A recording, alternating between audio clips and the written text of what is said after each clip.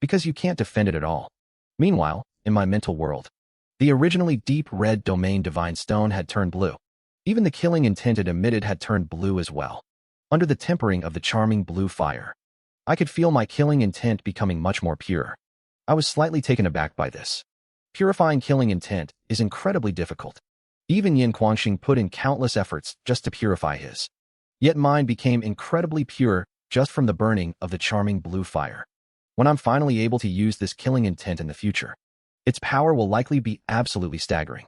However, besides tempering my killing intent, the domain divine stone also occasionally releases a wisp of charming blue fire into my soul, allowing my soul to continuously strengthen at a slow and steady pace. Once I returned to the guest area, Bai Yuan immediately asked me what rewards I had received. The reason he asked such a question in public was because a large number of God-level experts were all waiting for my answer.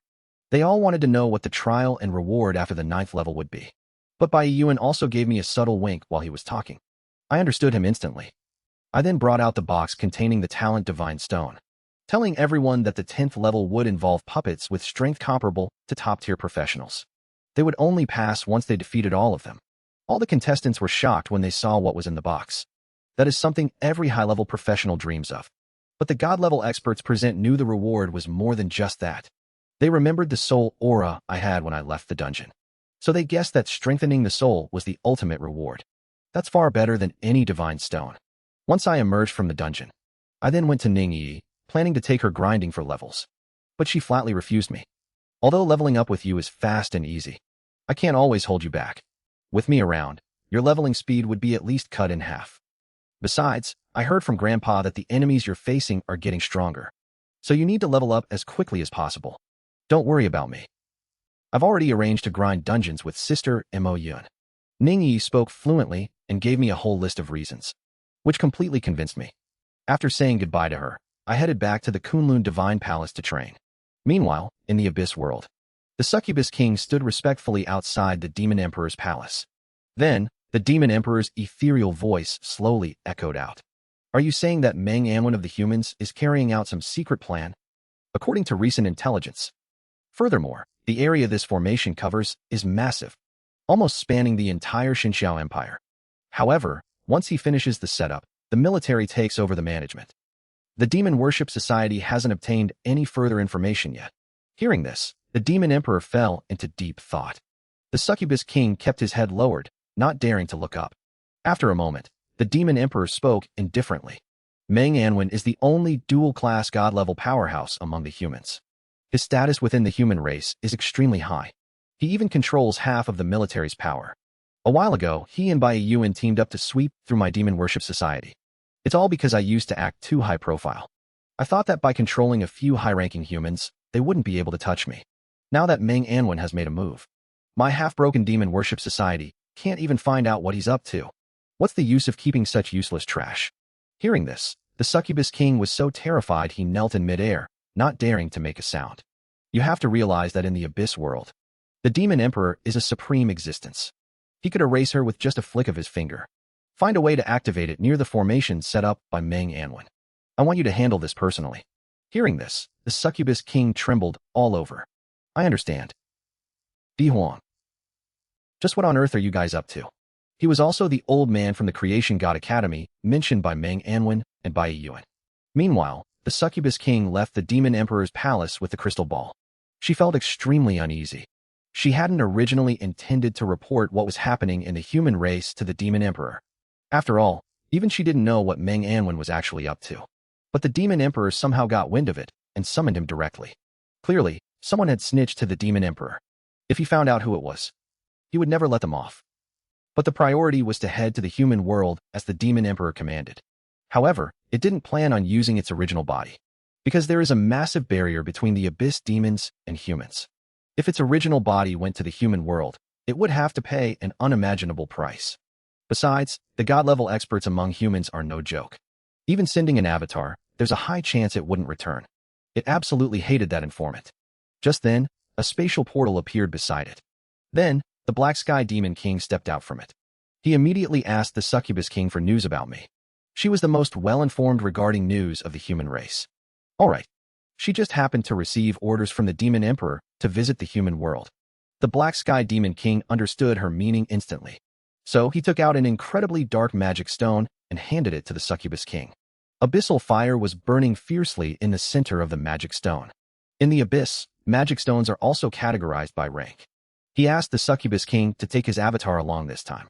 Half a day later, a grand ceremony was being held on a certain isolated island in the human world. A black magic stone was burning fiercely in the center. Over a dozen members of the Demon Worship Society sacrificed their lives to open a space-time portal. Then, the avatars of the Succubus King and the Black Sky Demon King flew out from the portal. "I finally found you. This time, I'll see how you escape from my grasp." After saying that, he flew rapidly toward my position. However, the Succubus King looked in the direction he left with a look of disdain, because she believed that this clone of the Black Sky Demon King would still be defeated by me. The reason the Succubus King brought him along. That way, she could secretly investigate Meng Anwen's every move. She might even be able to take this god-level clone back alive. He's here. Even though there's a gap of nearly 40 levels between us, I'm still going to grit my teeth and face him, because this will be the perfect opportunity to test my own strength. As it turns out, just a moment ago, the Succubus King and the Black Sky Demon King descended upon the human world at the same time. Meanwhile, the Succubus King began investigating Meng Anwen's every move.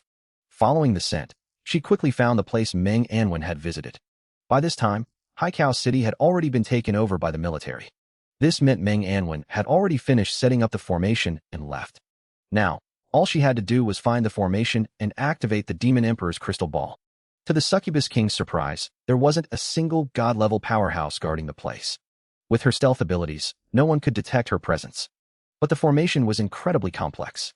She couldn't understand the mysteries within it at all. However, the formation gave her an indescribable sense of grandeur. One could imagine how terrifying its power would be once activated. She really wanted to know what Meng Anwen planned to do with this formation. But those weren't her concerns right now. Her priority was to complete the task given by the Demon Emperor. So, she found a secluded corner and activated the crystal ball. The crystal ball then turned into a ball of flame and merged into the formation. The Succubus King felt that things were going a bit too smoothly. While she was pondering this, the formation in front of her suddenly activated. A beam of light shot up into the sky, descending like an overturned bull to trap the Succubus King. The Succubus King's expression turned incredibly grim. "Damn it.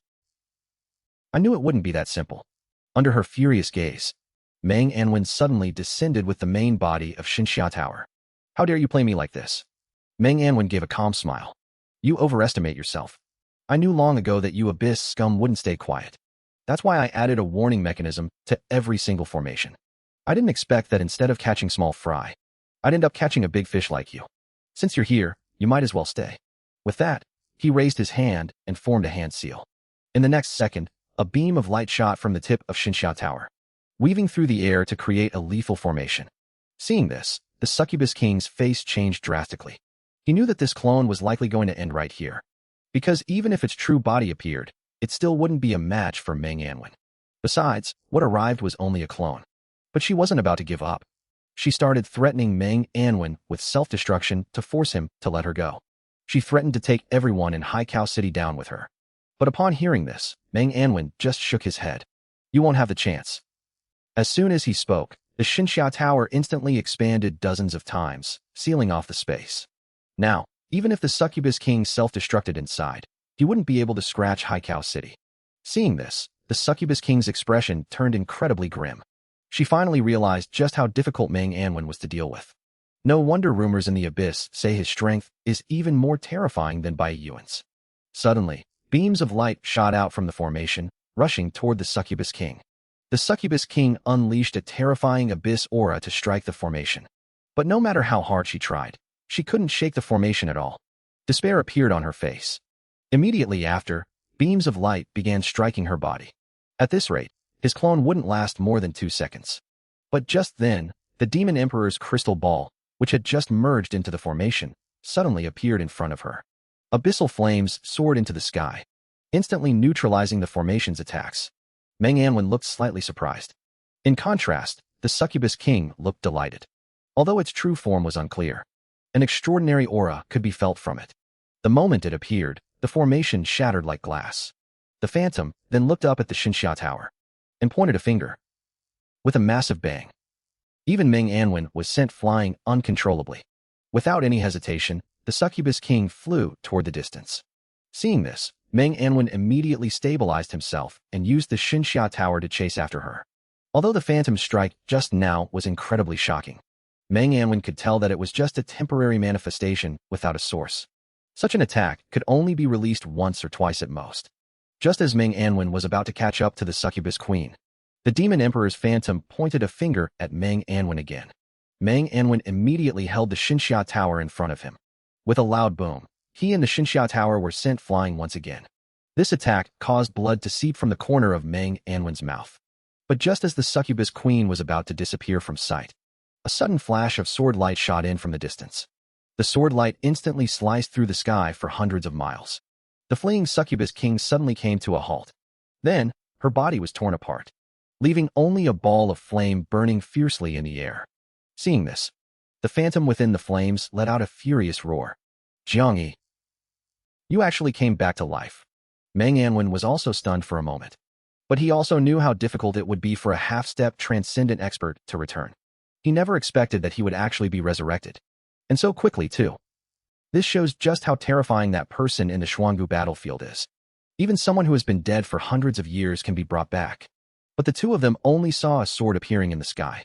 But Meng Anwen recognized at a glance that this was Jiang Yi's demon extermination sword from years ago. Suddenly, a voice echoed from the sword. Demon Emperor.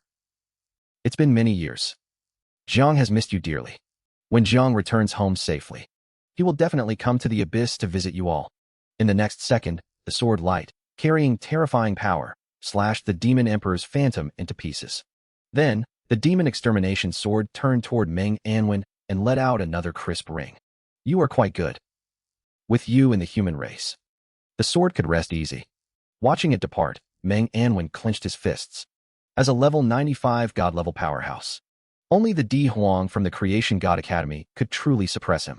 He had almost forgotten the taste of defeat. But today, the Demon Emperor and Jiang Yi taught her a lesson. Either one of them was an existence he could hardly contend with. And Jiang Yi hadn't even fully resurrected yet. But with just a cup and the Demon Extermination Sword, he killed the Demon Emperor's phantom.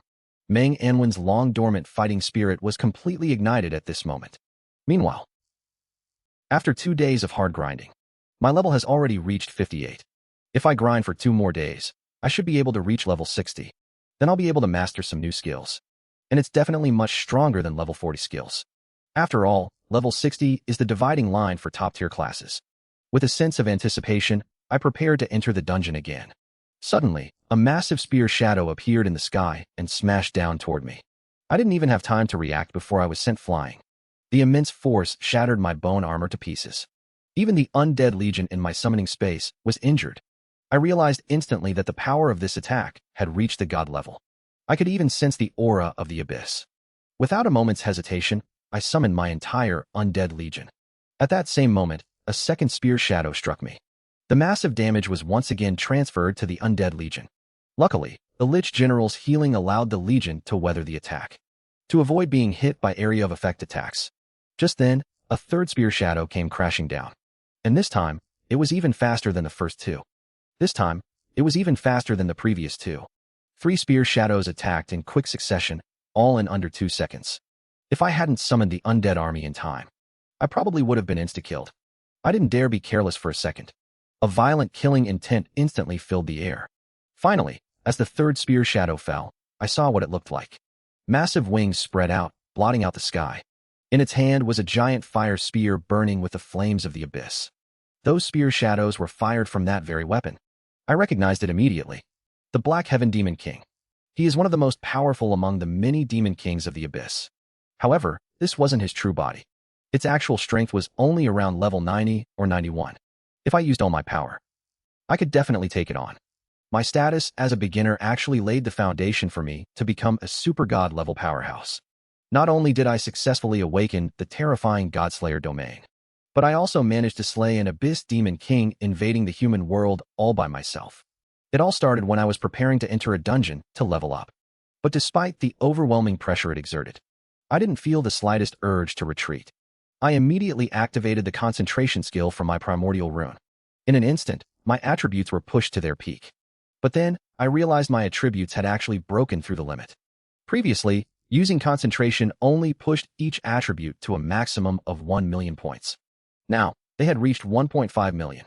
I suddenly realized that all of this was thanks to the charming blue fire from the Godstone dungeon. Its tempering had significantly strengthened my soul, and the soul is the key factor that determines the limit of one's attributes. At this point, my overall strength had increased dozens of times over.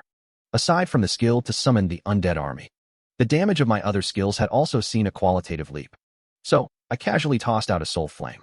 The Black Heaven Demon King immediately let out a blood-curdling scream. The intense pain instantly interrupted its attack, but this also completely enraged it. Then, it turned into a streak of black light and charged straight at me. But I didn't panic in the slightest. I suddenly activated the Strong Soldier skill and the Aging Curse. Then, another soul flame shot out. The pain this time was far more intense than before. It was so severe that the Black Heaven Demon King's movements froze midair, even though it had some resistance to curses. After the double amplification of the Aging Curse and the Strong Soldier skill, the damage and pain caused by the soul flame increased by nearly 10 times. Taking advantage of its hesitation, I summoned my entire undead army. Among them, the strongest skeleton berserker swung its greatsword and unleashed its skill. But before they could get close, the Black Heaven Demon King swung its spear and swept them away. The undead army wasn't my trump card, though. A lich, engulfed in flames, appeared by my side. The Black Heaven Demon King sensed the god-level aura emanating from the flame lich. It immediately unleashed its skill. A dense barrage of spear shadows struck the flame lich. With a loud boom, the flame lich was blown apart in midair. Terrifying flames swept out. The Black Heaven Demon King was blasted back repeatedly on the spot. But it wasn't injured. It soon raised its spear and charged back again. But at that moment, the corners of my mouth curled up slightly. A flash of green light flickered in my palm. A poison lich, created from the essence blood of the venom god, appeared beside me. The Black Heaven Demon King immediately changed direction and retreated frantically. It knew exactly how powerful this lich was. One of its clones had been destroyed by its own self-detonation before, so it knew it absolutely couldn't let this lich get close. As it retreated, it continuously unleashed its skills. In an instant, the surrounding space was filled with spear shadows. The poison lich was hit by a rain of attacks every single second. This caused it to self-detonate after only rushing out a few hundred meters. You still think you can use this trick against me? That is nothing but wishful thinking, the Black Heaven Demon King said with a look of disdain. But I was actually a bit shocked. This was the first time a poison lich had been forcibly blown apart by someone. Although the skill Bone Prison can control its movements, it can only hold it for half a second at most. That's nowhere near enough time to let the poison lich get close. Suddenly, a bold idea occurred to me. I have 100% immunity to poison. I can completely ignore the toxic gas produced by the poison lich's self-detonation. So, I plan to use my own body to trap the Black Heaven Demon King. And without hesitation, I went for it. I immediately raised my hand and released Bone Prison on it. Then, my speed suddenly increased. Then, I grabbed it in a death grip. The Black Heaven Demon King was stunned by my sudden move. It didn't understand why I was hugging it.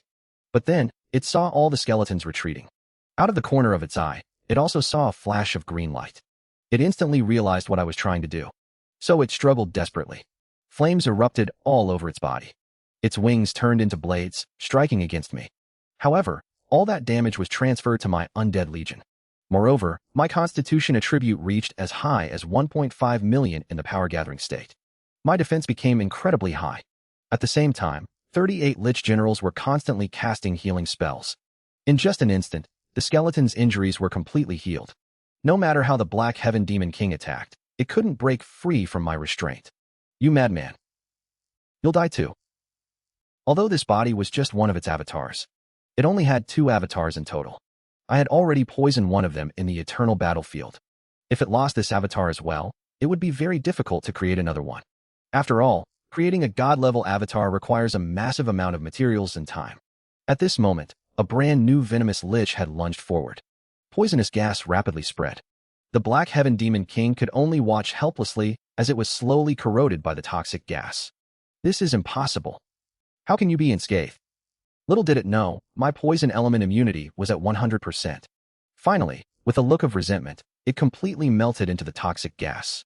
The system notified me that I had killed the Black Heaven Demon King's clone. 90 billion experience points gained. General Star +1. Only after I slay 3 more demon kings. Just then, Bai Yuan rushed over. He noticed an anomaly in my soul imprint left in the heroic soul hall. Upon learning that I had just been hunted by the Black Heaven Demon King's clone. Its clone is at least level 91. It actually came to the human world specifically for you. It looks like you've been put on the Abyss's death list, kid. And you've destroyed them both. It's probably about to die of pure rage. At this time, I told him that if I get the chance, I want to head to the Abyss again. My words shocked Bai Yuan. He didn't expect me to have such a thought. That previous trip to the Abyss was just an accident. You don't even have to think about it to know what I'm planning. Just then, a loud boom echoed through the sky. Meng Anwen suddenly appeared, carrying the Xinxia Tower. Seeing this, Bai Yuan looked confused. Weren't you busy setting up the formation? Why are you here? Meng Anwen explained everything that had just happened. What did you say? A clone of the Black Heaven Demon King actually descended upon Haikao City, carrying the Demon Emperor's will? And it was all slain by Jiang Yi's demon-slaying sword. Does that mean Jiang Yi will be resurrected soon? Meng Anwen nodded. The reason I came to find Lin Moyu is because I felt another aura coming from the Black Heaven Demon King. Luckily, Lin Moyu is fine. Then, he let out a long sigh. After clashing with the Demon Emperor's will this time, I've realized that my strength is far too weak. I could barely hold my own against just a sliver of the Demon Emperor's will.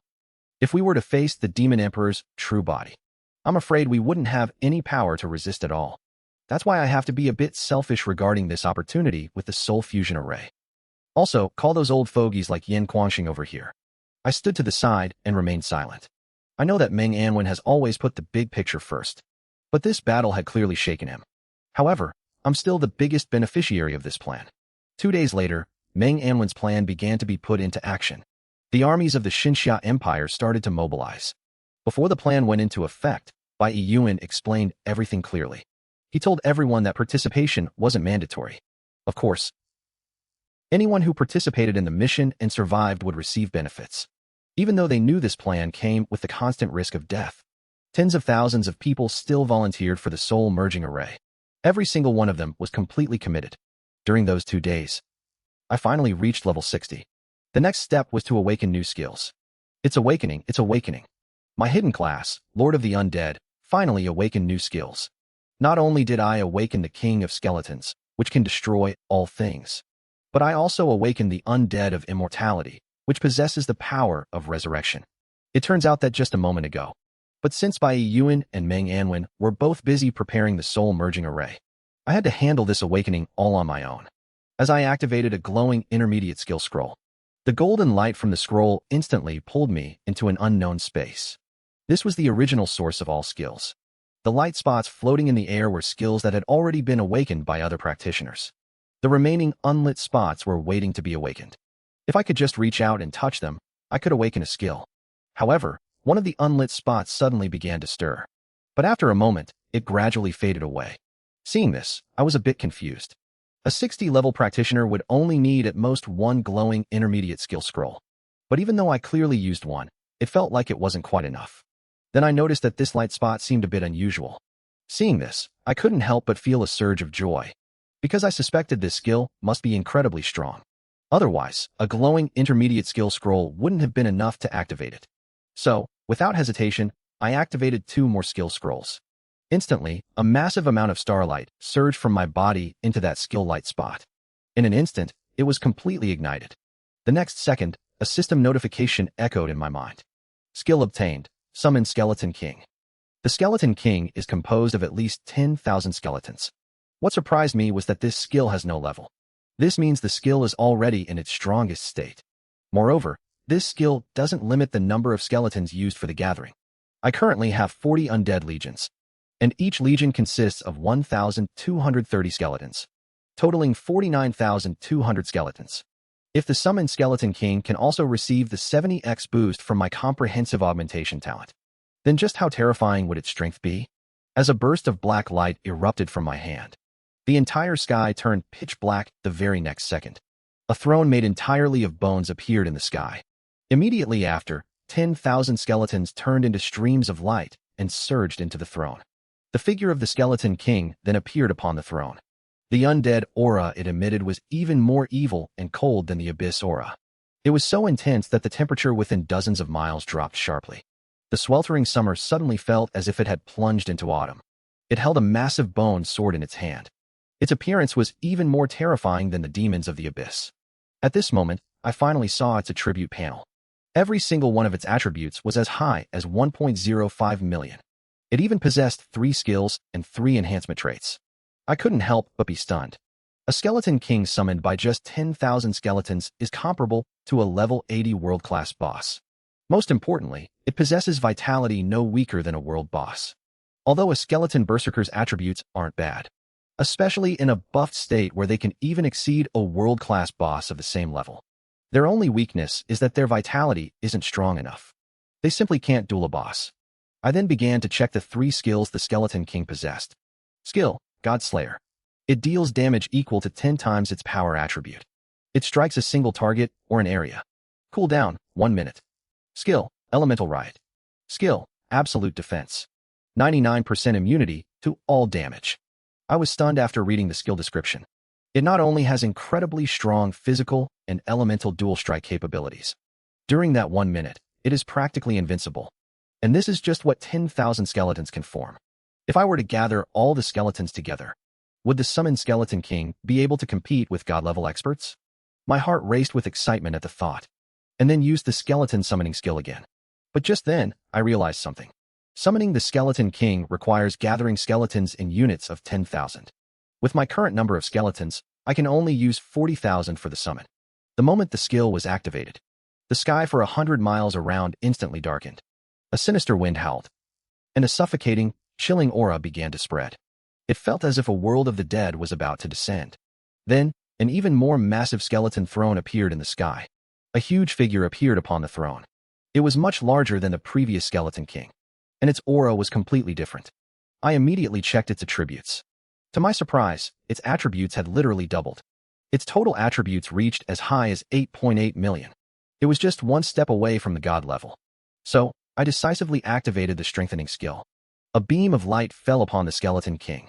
Then, a dark aura surged from its body, shooting straight into the sky. At this moment, it was emitting a god-level aura. Black mist coiled around its body, like 2 black dragons circling its form. Its appearance has completely pushed me into a new realm. From this moment on, even without using the elemental lich, I have the ability to contend with god-level powerhouses. Suppressing my excitement, I decomposed the Skeleton King. Then, I activated the glowing skill scroll again to begin awakening skills. But this time, I didn't feel any skills being triggered. Could it be that at level 60, I only get 1 new skill? That's impossible. Because looking at all the professions in human history, at level 60, at least 2 skills can be mastered. So, I decisively activated 2 more glowing intermediate skill scrolls. Could it be that my profession really has no skills to awaken? I don't believe it. Finally, a deeply hidden skill light point suddenly lit up. The next second, a skill demonstration screen I hadn't seen in a long time appeared before my eyes. It was the same familiar battlefield and the same familiar black-robed mage. In front of him was a dense, undead legion numbering in the millions. These dragons weren't dragon race class users. The dragons were engulfed in raging flames. I was incredibly shocked just by the aura they emitted, because every single dragon was no weaker than Baiyuan. They breathed fire, roasting the undead legion. The skeletons were collapsing, unable to withstand the attack. But I noticed that the dead skeletons actually turned into a ball of light and returned to the necromancer's body. The next second, these dead skeletons reappeared on the battlefield. They were rising from the dead like an immortal legion. The skill demonstration ended amidst the heart-pounding battle. Then I snapped back to reality. At this moment, that deeply hidden skill light point was fully activated. Its light illuminated the entire skill space. I obtained the skill, Undead Deathless. When members of the Undead Legion receive a fatal blow, they won't die. Instead, they will return to the summoning space when they receive a fatal blow. Seeing this, my heart skipped a beat. This is actually a passive skill, and it works on the entire Undead Legion. Combined with the Undead Lich's Undead Aura, every skeleton will have at least 3 chances to be reborn. While this skill doesn't significantly boost combat power, on the very first day I awakened my skills, I started challenging top-tier dungeons. I even stepped into a massive dungeon alone that usually requires 30 people to clear. Everyone mocked me, saying I was doomed to die. But little did they know, my performance would break the greatest record in human history. After I awakened the Skeleton King and undead deathless skills, I began trying to awaken a third skill. But even after activating 2 shining skill scrolls at the same time, there was no response. So I concluded that at level 60, I only had 2 new skills. Next, I'll head to the Kunlun mountainside to challenge the mid-stage level 60 dungeon. It'll also be a perfect chance to test the actual combat power of the Skeleton King. Meanwhile, in the Abyss world, the Demon Emperor felt her consciousness being annihilated. Yet the corners of his mouth curled up slightly. The information sent back was enough. To think the soul-devouring beast has descended upon the human world again. And it seems humans haven't given up on their delusions of creating gods. Don't they know that this era no longer allows for transcendent beings to emerge? As he spoke, he sipped the red liquid in his cup. Suddenly, a surge of hot energy flowed into his body. Just then, an angry roar echoed from outside the palace. Beneath the palace, a dragon king from the dragon clan is chained to 9 stone pillars. The red liquid in the Demon Emperor's cup comes from her.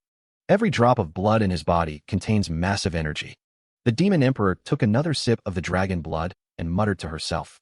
How could the soul-melting array appear in the human world? It seems Anteri still favors the humans. But this Lin Moyu is quite interesting. To think he could still be alive under the Demon Emperor's pursuit. The Demon Emperor is actually looking forward to it a little. By this time, I had already walked nearly 1,000 meters up the mountain. Suddenly, an invisible pressure descended upon me. My whole body couldn't help but sink a little. The nearby professionals also felt this sudden pressure. This is pressure from the Kunlun Mountains. Legend says this is a test for all challengers. After exceeding 1,000 meters, this pressure descends upon everyone. And the higher you go, the stronger the pressure becomes. The height of the middle section of the Kunlun Divine Palace dungeon exceeds 5,000 meters. I can clearly feel this pressure acting directly on my soul. But my soul is far too powerful. But for others, it's a completely different story. Many professional steps began to slow down. And some people found it impossible to take another step. This natural formation is performing a second screening of all professionals.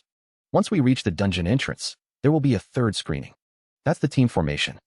You see, the difficulty of middle stage dungeons is much higher than early stage ones. And everyone's strength must be sufficient to have a chance at a successful raid. Also, the experience from middle stage dungeons is extremely high. Plus, middle stage dungeons drop top-tier gold equipment. When legendary equipment is out of reach. Major guilds in the Empire even have teams farming these dungeons year-round. As the soul pressure grew stronger, more and more people fell behind. But without realizing it, the wind and snow had also stopped. Standing at an altitude of over 4,000 meters, I began to look down. Seeing the scenery at the foot of the mountain, I couldn't help but let out a sigh of admiration. Compared to the abyss, the scenery in our human world is much more beautiful. Suddenly, a sneer came from beside me. Stop acting like you're something special. I saw a mage in his 30s standing to the side, watching me. I just gave a slight smile and ignored him. Then, I continued walking up the mountainside. But my indifference seemed to be a provocation to him. His expression changed slightly. Just as he was about to say something, he was stopped by his companion. The man still seemed a bit indignant. What are you pulling me for? Zheng Shui shook her head. I'm not pulling you. But the man didn't believe her at all. Saving me? Are you joking? Zheng Shui's expression suddenly turned serious. You're a level 65 archmage, after all. Have you practiced your skills so much that you've gone stupid? Given his age, the fact that he could make it to this place showed just how strong he must be. I heard all of this. I have to say, this female mage is a smart person. She'd rather back down than make an enemy. Then, Zheng Shui and Yuan Fei returned to their team. At this point, the dungeon vortex was already visible. The pressure here was at least twice what it was at 1,000 meters. Yuan Fei was starting to struggle a bit. But compared to him, I didn't seem to be struggling at all. Seeing this, he looked very annoyed. Stop showing off. I didn't believe for a second that the pressure here had no effect on him. Just then, a burly man at the front of their team turned to glance at me. This man was no ordinary person. Just like Zheng Shui. He could see my extraordinary nature at a single glance. But Yuan Fei was clearly disdainful. Captain, you're overestimating him way too much. Don't tell me our Shanghai guild is actually afraid of him? The burly man shook his head. It's not fear. We aren't exactly top tier either. At most, we're on the same level as the Dynasty Guild. We're still far behind the elite guilds in the Empire. Besides, the mission of our Shanghai guild is to make many friends and avoid making strong enemies. So you'd better behave yourself, kid. Just then, a hearty voice rang out. Brother Lin. What are you doing here? Xiaolon Jifeng came running over quickly with a group of professionals. I told him I was here to farm the dungeon. Hearing this, Xiaolon Jifeng laughed heartily. What a coincidence. And we happen to have one spot left in our team. I'll team up with you. But I just shook my head. Thanks for the offer. But I'm going solo this time. Hearing this, Yuan Fei, who was standing nearby, couldn't help but laugh. This is hilarious. You're actually claiming you can solo a mid-tier dungeon? Kid. There's a limit to how much you can brag. Do you think you're some kind of Lin Moyu? Upon hearing this, Xiaolon Jifeng immediately shouted at Yuan Fei in a deep voice. Shut up. The deafening shout cut off Yuan Fei's laughter. Who the hell do you think you are? But right then, a large hand grabbed him by the neck. The captain of the Shanghai Guild picked him up like a little chick. Setting aside whether they could afford to provoke me. Xiaolon Jifeng is the third son of the Canaan Guild. And the Canaan Guild is one of the top guilds in the empire. So he quickly apologized. Young Master Jifeng. This guy was just blind to your status. I apologize on his behalf. Xiaolon Jifeng waved his hand, telling him to be more careful in the future. Otherwise, 10 lives wouldn't be enough for him next time. After saying that, he walked with me to the dungeon entrance. But before I entered the dungeon, he asked me once more. Brother Lin, are you really going to solo this? I nodded again. At this moment, beads of sweat began to seep from Xiaolon Jifeng's forehead. It was as if he had already guessed something. An ordinary person wouldn't have that kind of strength. There is only one person capable of soloing this dungeon. Could you really be the legendary Lin Moyu from the rumors? I smiled slightly. As expected, you guessed it. Hearing this, Xiaolon Jifeng immediately prepared to bow to me. But suddenly, another voice came from beside us. Lin Moyu. You're here too. Turning around, I saw Xiaolon Yeyu approaching with the team. Mu Xianxian was walking beside her. Mu Xianxian's beautiful eyes were staring intently at me. Anyone who wasn't an idiot could see the meaning in her gaze. She walked up to me and tugged on my sleeve. Can you take me dungeon crawling with you? I gently patted her head and said, I need to level up as quickly as possible lately. Once this period passes, I'll take you with me, okay? Hearing this, a smile instantly bloomed on Mu Xianxian's pretty face. Okay. It's a deal then. Then, I turned and headed toward the dungeon entrance. At this moment, Xiaolon Yeyu looked at Mu Xianxian with a serious expression. Do you even know that Lin Moyu has someone he loves? And yet you're getting so close to him. But Mu Xianxian didn't seem to care. I know. But that doesn't stop me from liking him. I'm just satisfied being able to run dungeons with him anyway. Hearing this, Xiaolon Yeyu patted her forehead. It's over. You've completely fallen for him. Meanwhile, under everyone's gaze, my figure slowly vanished into the dungeon entrance. Everyone present was stunned by what they saw. What is this guy doing? Is he going into the dungeon alone, just to die? Nearby, Yuan Fei couldn't help but mock me a few times. Maybe he's just going in to enjoy the scenery. Just watch. In less than a minute, he'll come running out in disgrace. At this moment, a crowd was waiting to laugh at me. It's hopeless. This is the Kunlun Divine Palace dungeon, which is even harder than hell difficulty. Nearby, Mu Xianxian looked indignant. Just because you don't have the strength to solo it doesn't mean others don't. A dungeon of this level is child's play for Lin Moyu. Just keep your eyes wide open and watch how you get slapped in the face. She once ran dungeons with me in the eternal battlefield, and knows just how terrifying my strength is. So she believes I can definitely do it. On the other hand, I was attacked by a monster as soon as I entered the dungeon. A black bear over 5 meters tall lunged straight at me. Without a moment's hesitation, I released my lightning undead wings and flew into the sky. But just then, a sharp cry rang out from the air. A flurry of feathers shot toward me like arrows. However, my bone armor blocked all the attacks. Ever since I reached level 60, the defense of my bone armor has also improved significantly. Its defense has increased to a staggering 420,000. Finally, I saw the owner of those feathers. A massive black eagle was flying straight toward me. I immediately cast a detection spell on both it and the black bear. The results showed that they were both level 66 elite monsters. Although they weren't exactly powerful bosses, they would still make decent test subjects for the Skeleton King. But being a test subject for the Skeleton King isn't a bad thing. I raised my hand to summon my entire undead legion. As skeletons from all directions turned into black mist and surged into the sky, a skeletal throne filled with the aura of death suddenly descended. The moment the Skeleton King appeared, a chilling aura swept through the entire dungeon. The black bears and eagles below seemed to feel an unprecedented sense of terror. They all scattered and fled in fear. However, the Skeleton King simply swung its sword toward the sky. A massive sword light, over 100 meters long, slashed through the sky. It felt as if the sky itself was being torn apart. The Kunlun War Eagle caught in the sword light was instantly reduced to nothingness. A giant hourglass, identical to the one in the initial dungeon, suddenly appeared in the sky. Only this hourglass was moving much faster. Professionals only had 8 hours left. You can only qualify for higher-level dungeons if you clear the dungeon within this time limit. But this isn't nearly enough time for most teams.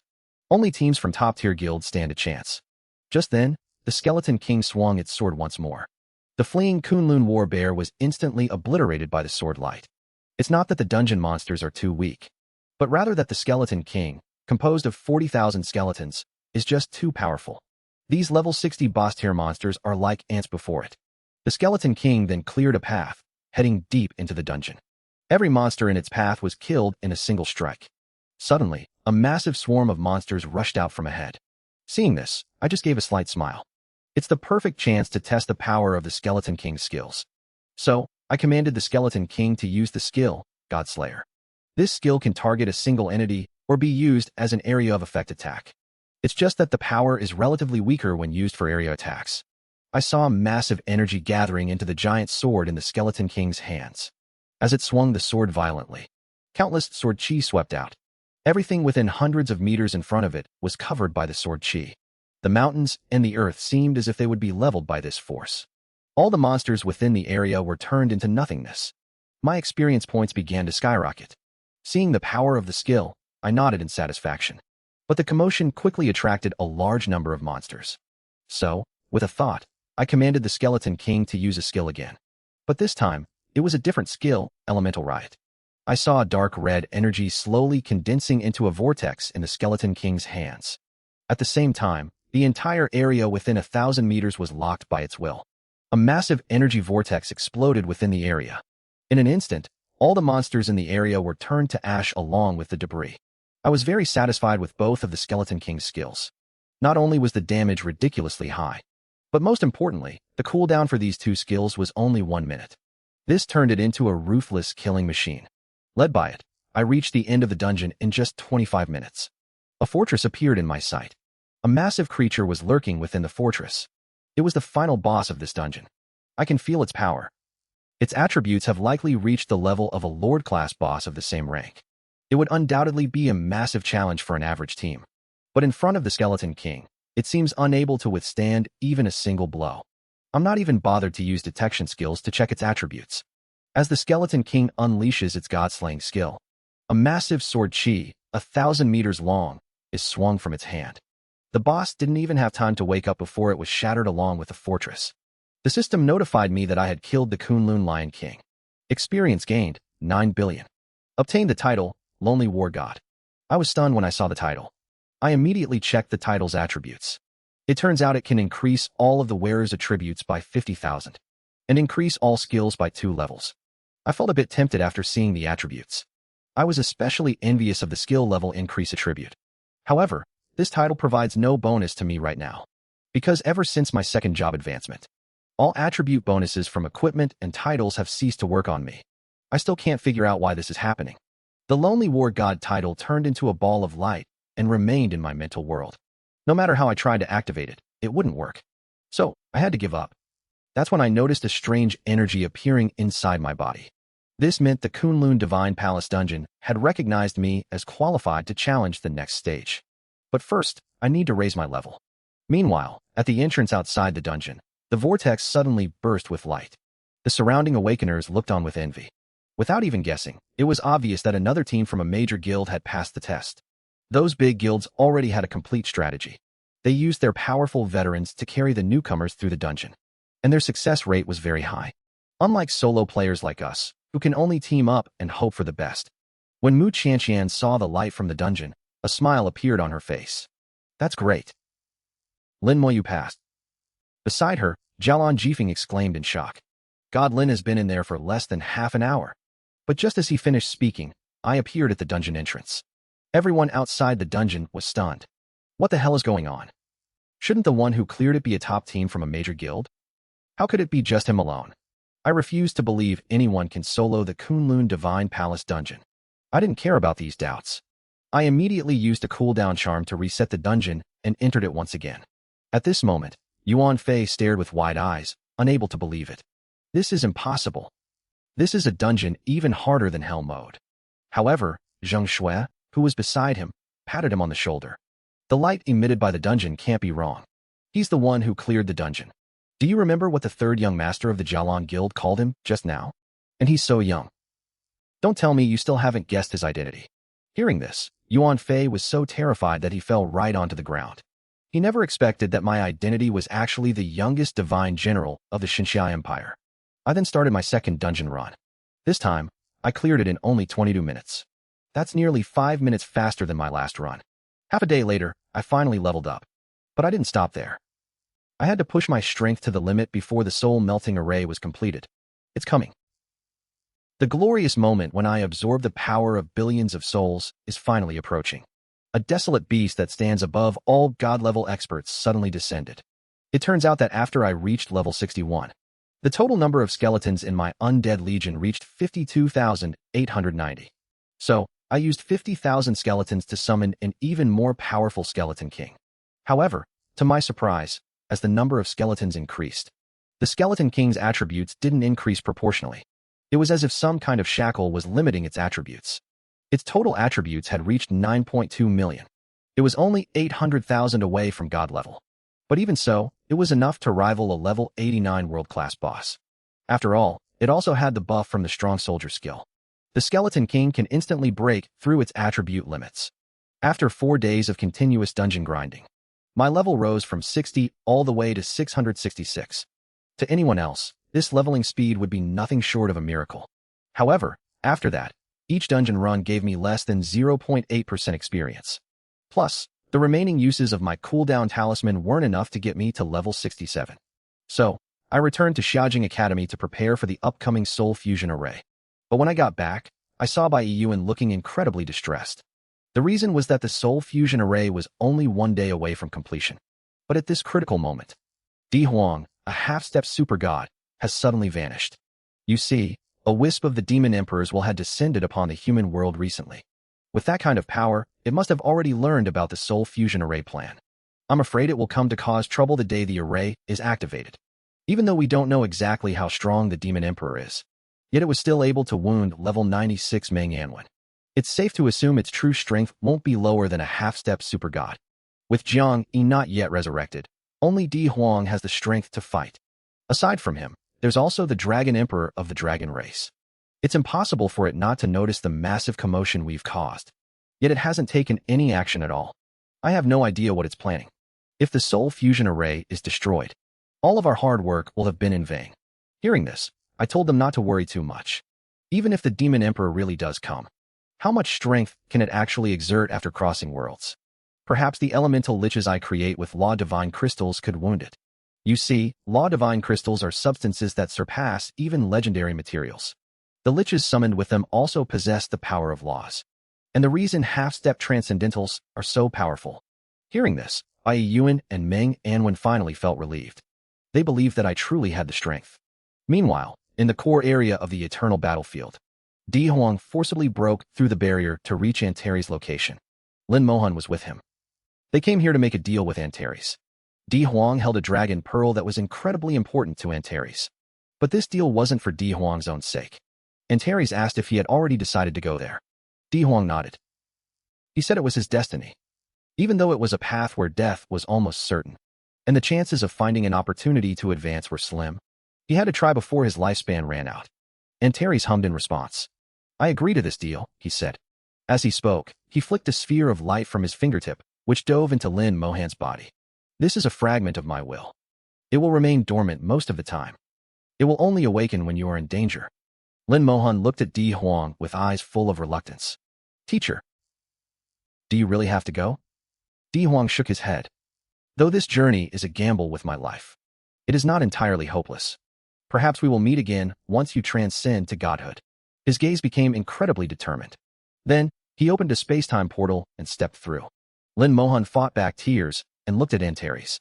Respected Lord Antares, could you tell me where my teacher went? Antares initially wanted to refuse.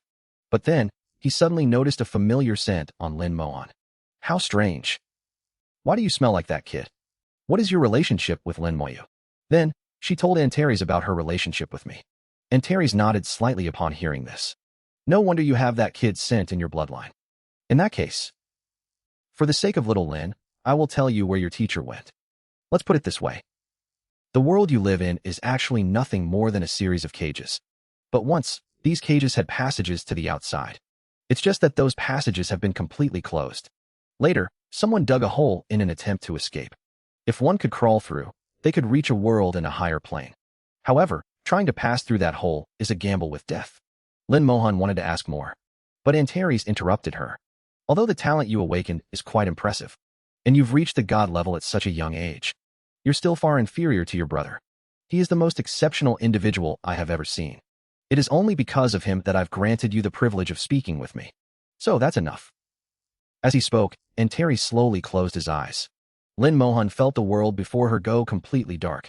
When her vision returned, she found herself back in the human world. Half a day later, the soul fusion array finally activated as scheduled. The moment the array started, 2 million Xinxia people possessed by soul-devouring beasts began screaming and clutching their heads, while the soul energy within them flowed into my body through the array. Then, a massive amount of information kept popping up, and my experience grew rapidly along with it. I was quite surprised by this. I didn't expect that absorbing soul energy would not only strengthen the soul, but also increase my experience. In just 1 minute, I went from level 66 to 67, and my experience points were still skyrocketing. Meanwhile, Meng Anwen and a group of god-level experts were guarding all sides. At this moment, they wouldn't allow anyone to disturb them. 2 more minutes passed, and my body lit up with the glow of leveling up again. Just then, the sky suddenly turned dark. A pitch-black space-time tunnel suddenly appeared. However, the other end of the tunnel was neither the Abyss World nor the Dragon World. It was the Desolate Land. The god-level experts present all changed expression upon hearing the roar. Bastards. It's a move to completely destroy our human world. They even want to completely destroy our human world. You have to realize that even god-level experts can't kill desolate beasts. Just one desolate beast entering the human world would be a massive disaster. Not to mention, there are even more terrifying desolate beast kings. At this moment, all the human experts looked incredibly serious. Meanwhile, in the dragon race world, the Dragon Emperor stood in the void like a god. Its terrifying power spread wildly throughout the entire dragon realm. Beneath it, a massive formation was also operating on the land. As the passage from the desolate lands to the human world fully formed, the Dragon Emperor immediately spat out a mouthful of blood. Its aura also instantly began to wither. This was the backlash from forcibly opening the space-time passage. The grudge from a single arrow 1,000 years ago. The Dragon Emperor will settle the score once and for all this time. Destroy the humans first, then the Abyss. It's coming. It's finally here. The Skeleton King, who could contend with god-level experts, actually returned in a crushing defeat this time. It turns out that shortly after the soul-melting array was activated, just as the desolate beasts were about to emerge from the passage. This is because my level has already reached level 69, so I immediately stopped absorbing it, and instead transferred the soul energy to Meng Anwen and the others. Given the current situation, it's simply not the right time for a class advancement. Besides, Antares once told me that I must return to the core area to find him when I reach level 69. This is crucial to whether I can become a transcendent in the future. As the massive soul energy was injected into the mortals' bodies, their strength increased significantly in a short amount of time. For a moment, the desolate beasts in the space-time tunnel were all driven back to the desolate lands. But just as the collapsing situation was about to stabilize, the Demon Emperor's laughter echoed from within. Seeing this, everyone's expression changed instantly. We hadn't even dealt with the desolate beasts yet, and now the even more troublesome Demon Emperor had arrived. Then, a massive palm reached out from the space-time tunnel. Its goal was to seize the soul energy from the soul-melting array. Seeing this, I acted on instinct and summoned my entire undead legion. By now, the total number of skeletons in my undead legion had exceeded 70,000. They all transformed into black mist, condensing into a terrifying skeleton king in the air. But to my disappointment, the skeleton king's attributes still hadn't reached god tier. Clearly, something was limiting its stats. Otherwise, its attributes wouldn't be almost identical to those of 50,000 skeletons. But now wasn't the time to dwell on that. So, I directly activated my strengthening skill. Instantly, the Skeleton King's attributes broke through the limit and reached God tier. At this moment, everyone's eyes were fixed on the Skeleton King. Their eyes were filled with disbelief. After all, who would believe that a level 60-something professional could possess a God tier summon? After all, they were facing the Demon Emperor. Even through the space-time tunnel, its power could still crush all God-level experts. But what they didn't know was, the strengthening skill didn't just push the Skeleton King's attributes to God level. It also increased its damage output by 5 times. The Skeleton King then launched both God Slayer and Elemental Riot at the giant palm in the sky. A terrifying sword light, over 1,000 meters long, swept out, tearing massive rifts in space wherever it passed. Even Feng Chang'an was stunned by this sight. Even his strongest sword technique couldn't reach this level. The Skeleton King's power had far exceeded his imagination. In the next second, the sword light, carrying violent power, slammed into the Demon Emperor's palm. At the same time, an energy vortex filled with elemental power exploded. Invisible cracks immediately appeared on its surface. This scene shocked everyone once again. But just when everyone thought there was a chance, the Demon Emperor's giant palm exerted force, crushing all the attacks to pieces. Then, it descended toward the soul-melting array once more. Although I felt a bit disappointed, this result was still expected. After all, the Demon Emperor had come prepared. The Skeleton King then turned into a streak of white light and crashed into the Demon Emperor's giant palm. Its entire body erupted with a brilliant light. This was the Skeleton King's ultimate skill, Absolute Defense. It grants 99% damage immunity for 1 minute, and immunity to all negative status effects. This skill is even stronger than the Knight's Limit Defense. I even felt that the Skeleton King was invincible during this 1 minute. But as the Demon Emperor's giant palm squeezed hard, the Skeleton King, despite its explosive defense, was crushed like an eggshell. I watched all this in disbelief. Just then, Antares' voice suddenly rang out in my head. "Kid, are you scared, silly?" As its voice faded, a fire phoenix appeared in the sky.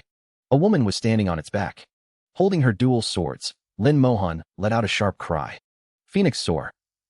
The Demon Emperor's giant palm immediately recoiled, the entire palm being enveloped in flames. At this moment, I realized that my sister had actually become a God-level powerhouse. Achieving God level in just 3 short years was a miracle that had never occurred in our clan's history. At this time, Lin Moyu raised her dual swords and unleashed another skill. 100-meter fire dragons swirled in the air and slammed into the Demon Emperor's giant palm. But their effect was far inferior to a single strike from the Skeleton King. What I couldn't understand was that the near-invincible Absolute Defense skill, its Undead Spirit skill, allowed all the skeletons to be reborn in the summoning space. Then, I released the skill to summon the Skeleton King again. All of its skills had been refreshed, and the strengthening skill still had 20 seconds left before ending. At the same time, a soft gasp echoed from the Demon Emperor's palace. The reappearance of the Skeleton King caught the Demon Emperor's attention. He didn't expect that I could summon God-level summons multiple times. We won. We won. However, all of this was thanks to Antares, who had never once stepped in. It turns out that just a moment ago, just as I summoned the Skeleton King again to prepare for battle, Antares' voice echoed in my mind once more. "It's useless. Though your skills are strong, there is an essential difference between them and the power of the Demon Emperor. But I still refused to believe that I didn't have a single chance of winning. So, I ordered the Skeleton King to unleash its skill again. But the result was the same as before. The skill didn't cause much damage to the Demon Emperor's palm. Instead, the Skeleton King was instantly crushed by it. "Kid, you are facing the power of laws. Even if your skeleton attributes are strong, they will still be crushed instantly before the Demon Emperor's law power. Because laws can infinitely amplify attributes. Conversely, without laws. But laws are both an enhancement and a sublimation." Antares' voice rang in my head once again. His words were like a bucket of cold water, extinguishing my newly ignited fighting spirit. Enemies I encountered before, even if they were many levels higher than me, would eventually be defeated by my absolute power. But now, facing someone at the Demon Emperor's level, I am completely powerless to resist. However, Antares' words also helped me understand the mystery of attributes. It turns out the power of laws is even more important than attributes. Just then, Lin Moyu let out a sharp cry. 2 red gems appeared on the twin swords in her hands. Bai Yuan recognized them at a glance as the legendary Earth Fire beads. Embedding them in a weapon can upgrade it to legendary status. The combined power they would unleash is likely unimaginable. As the crisp sound of clashing swords rang out, thousands of fire swords rained down upon the Demon Emperor's massive palm. The moment the two forces collided, the surrounding space began to warp. The skill, dancing of 10,000 swords, became incredibly powerful with a boost from the two earth fire beads. It even seemed to contain a trace of law power. This scene also caught the attention of Antares inside Lin Moyu. It is still far from enough compared to the Demon Emperor's law power. As he finished speaking, the Demon Emperor's giant palm crushed Lin Mohan's skill. Seeing this, I immediately pulled out the Law Divine Crystal to prepare to summon the Elemental Lich. But at that moment, a streak of sword light shot in from the distance. The demon-slaying sword appeared before everyone, having traveled hundreds of miles. Everyone present was overjoyed when they saw this. But then, the Demon Emperor's voice echoed from the abyss. Jiangyi, you think you can stop me in your current half-dead state? You're delusional. As he spoke, the power of laws on the giant palm exploded. The two fingers that had just been severed grew back instantly. Then, the giant palm slammed down toward the demon-slaying sword. With a loud boom, the force of their collision obliterated everything around them. Even space itself was ruthlessly torn apart. Immediately after, the two clashed in a fierce battle. With Jiang Yi's intervention, the Demon Emperor's giant palm couldn't reach the soul fusion array for a while. But on the other side, Bai Yuan and the others had already reached their limit. By now, the passage connecting to the desolate lands was packed with desolate beasts. And among them was the even more terrifying Desolate Beast King. If it manages to get out, the consequences will be unthinkable. Just then, a 1,000-meter blade light flashed across the space-time passage. The desolate beasts that had partially emerged were sliced in half by the blade light. Then, Yin Guangxing flew in from the distance, carrying a chilling killing intent. That strike contained the law of killing. Clearly, Yin Guangxing had taken that step and reached the high god level. Yin Guangxing then swung his blade twice more. Killing intent swept through as blade lights crisscrossed. The beasts emerging from the space-time passage were sliced in half once again. At that moment, Antares' voice echoed in my mind again. See that? This is the power of the laws. But just then, a massive aura began approaching the entrance of the passage. I could feel it. This was the aura of the Desolate Beast King. It was about to emerge. Antares looked disdainful. Even if this guy fought with everything he had, he could only stall for a little while. My heart tightened instantly at those words. Since I couldn't stop the Desolate Beast King, my only option was to destroy the space-time tunnel. So, I took out my Law God Crystal, planning to summon an Elemental Lich to self-destruct. But Antares told me that wouldn't be enough. Even though the Law God Crystal in my hand is the manifestation of the Lightning God, and its explosive power is equivalent to a level 97 God-level expert. This space-time tunnel was crafted by the Dragon Emperor using formations and the power of laws. Destroying it wouldn't be that easy. Hearing this, I had no choice but to swallow my pride and ask for its help. But it just raised its head arrogantly and said, "Why should I?" I didn't bother arguing and just said, "Because you're my friend." Antares was instantly stunned by my words. It seemed like my words had hit its soft spot. It had spent countless years alone in the core area. After a few seconds of silence, the aura of the Desolate Beast King grew even stronger. My expression turned extremely serious. Just then, I noticed the Law God Crystal in my hand suddenly began to glow. I realized it was Antares taking action. Without hesitation, I used my skill to summon an Elemental Lich. Suddenly, thunder and lightning filled the air. Immediately, an Elemental Lich covered in lightning appeared beside me. Its appearance instantly drew everyone's attention. They could feel a massive pressure coming from the Lightning Lich. Then, under everyone's gaze, the Lightning Lich rushed into the space-time tunnel as if it had teleported. A few seconds later, a violent roar erupted from within the space-time tunnel. Seeing this, everyone was overjoyed. On the other side, the Demon Emperor, who was fighting the demon-slaying sword, also quickly retreated. Antares' disdainful voice echoed in my mind. This guy's senses are quite sharp. Here it comes. My hidden class, Lord of the Undead, is finally undergoing its third advancement. And this time, it is being presided over by Antares himself.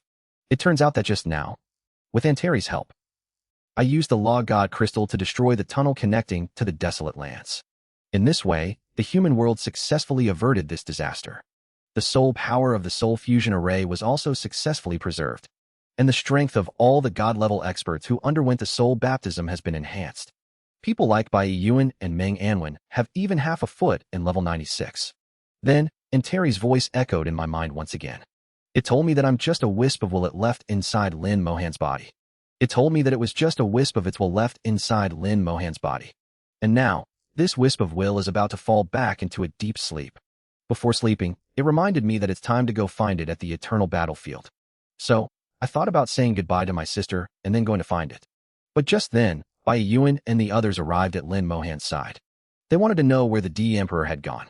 To think he didn't even show up at such an important moment. So, Lin Mohan told everyone what had happened at the eternal battlefield. Hearing this, everyone realized they had misunderstood the D-Emperor. It turned out the old man had already taken that final step.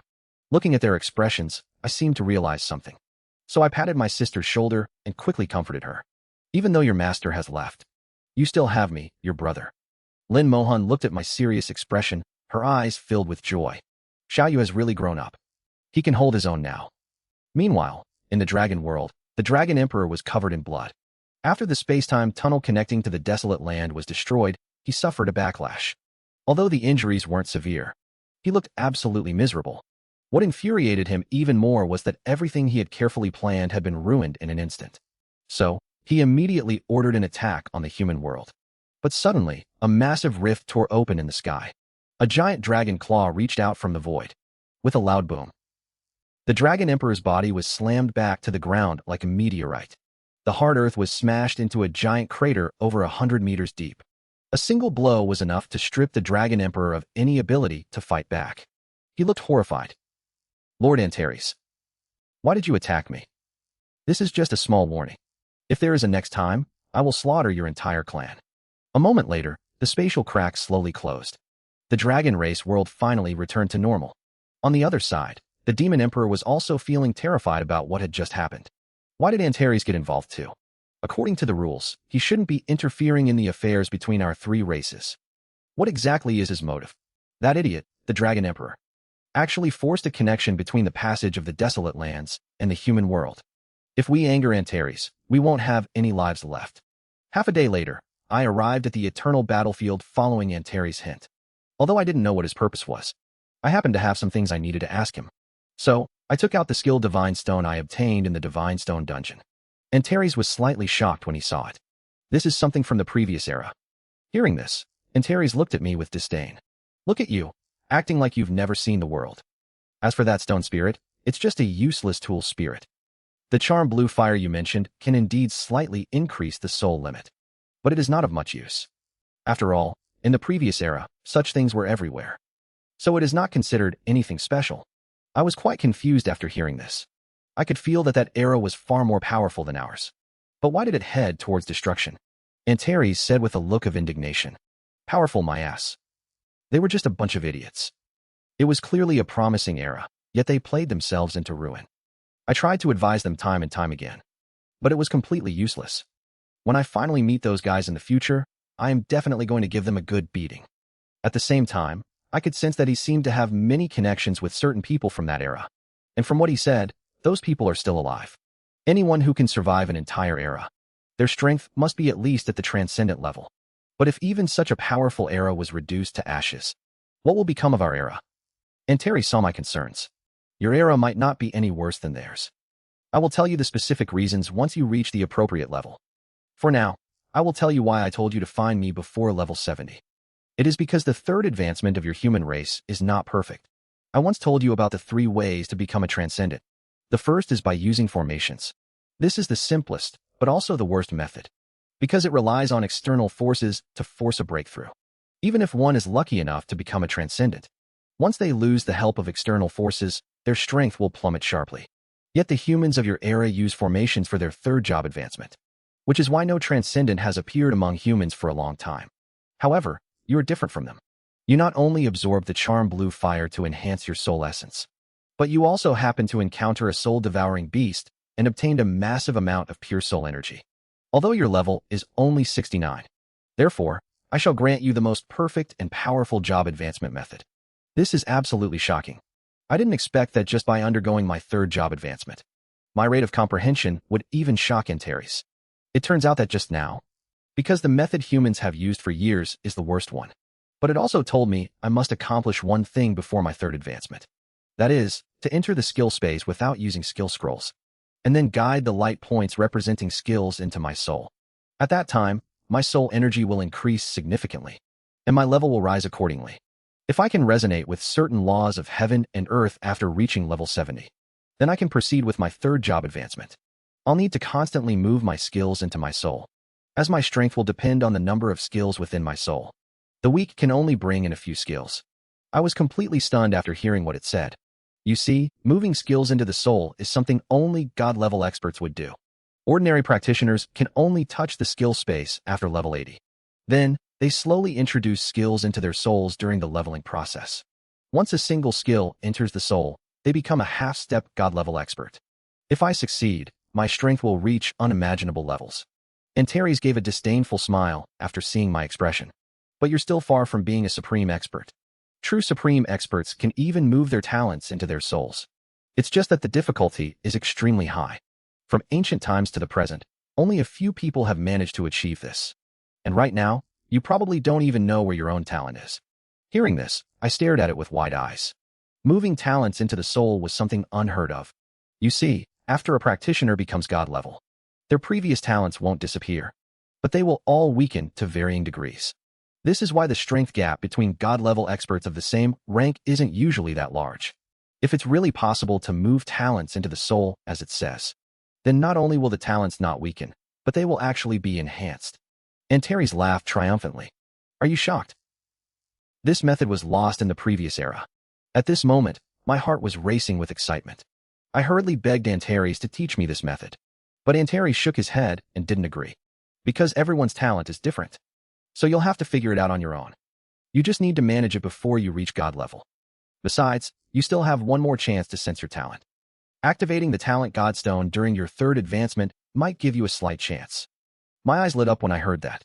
This really was an opportunity, even if there was only a 1% chance. Then, I asked him when I should use the Skill Godstone. But Antares shook his head again. That thing is useless to you. If you had chosen to change classes using a formation, but you're currently moving your skills into your soul. External items like the Skill Godstone would do more harm than good for you. I nodded, deciding to trust him and give up on the Skill Godstone, even though it was a rare and precious treasure. Then, I began searching for the skill space using the method he described. Normally, you can only sense the skill space after reaching level 80. Those who can sense it before level 80 possess souls that are far stronger than other professionals, and their level cap is also higher. I even saw the skill light spots clearly. Although I had relied on skill scrolls both times, I was confident I could find the skill space without any external help. Since I already knew that the starlight from the skill scrolls was actually the power of laws, I recalled the sensation of that starlight entering my body. For a moment, my soul power flowed through my entire body like a stream. In the blink of an eye, a month had passed. I was still sitting in the same spot, completely motionless. Antares couldn't help but show a look of satisfaction. It could feel that my aura had changed. This brat is actually quite fast, Antares thought. As soon as it spoke, a strange fluctuation emerged from my body. Immediately after, my consciousness appeared in an unknown space. 19 spots of light appeared around me. These were all the skills I had awakened. They began to rotate slowly around me. I decided to first move the passive skill, damage transfer, into my soul. After all, it's the skill I rely on to stay alive. I've survived countless life-threatening situations thanks to it. But in the next second, I was shocked by how heavy this skill light spot felt. Even as I exerted my soul power, it only moved a tiny distance. None of this escaped Antares' eyes. It was quite shocked. I didn't expect this kid's skills to be so strong, it thought. No wonder it's so difficult to move them. Should I give him a hand? Antares thought about it, but decided not to step in. It wanted to wait until I begged for help before it helped me. After fusing my skills with my soul, they finally received an epic upgrade. The fused skills were so powerful they even made Antares, a being beyond the god level, feel fear.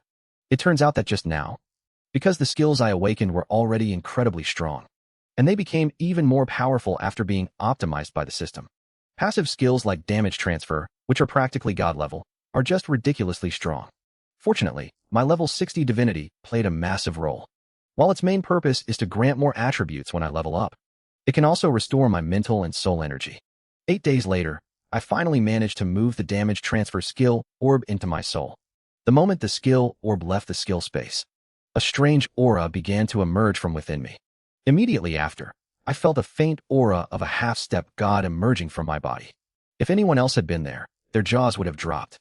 No one would believe a level 69 professional could possess the aura of a demigod. Even Antares looked a bit shocked. This kid's speed is suspicious. What takes others years, he accomplished in just a few days. As he said that, he sniffed around me. Why does he also smell of divinity?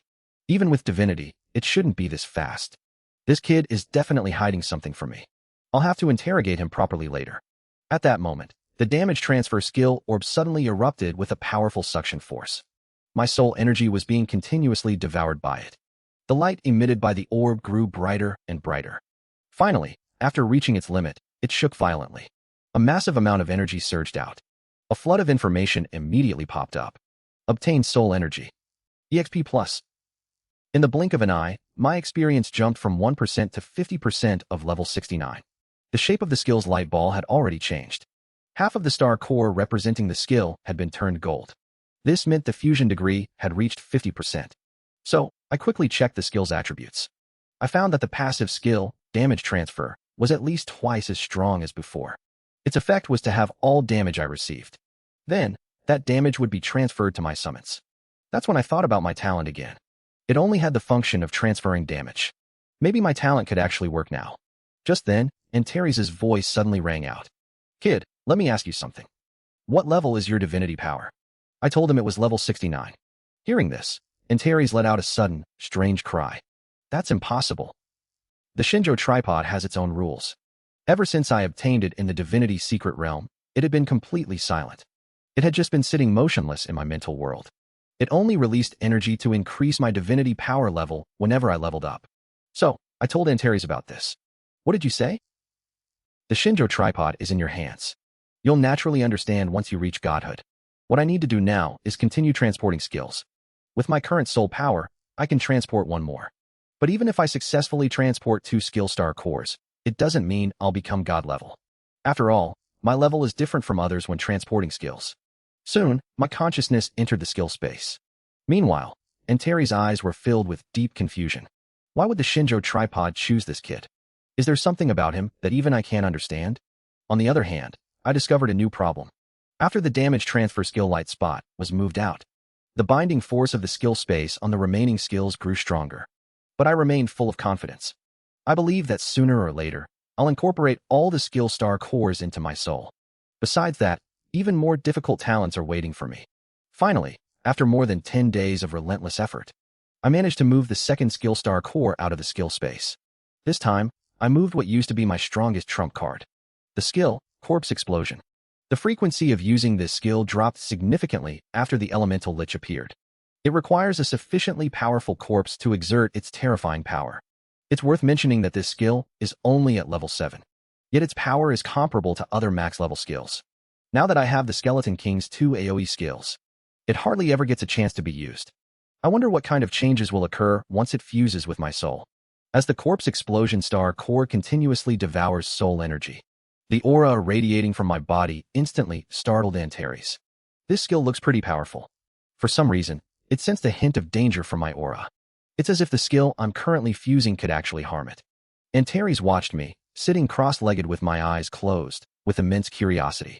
It really wanted to know what kind of skill could allow someone under level 70 like me to cause damage to a being like it.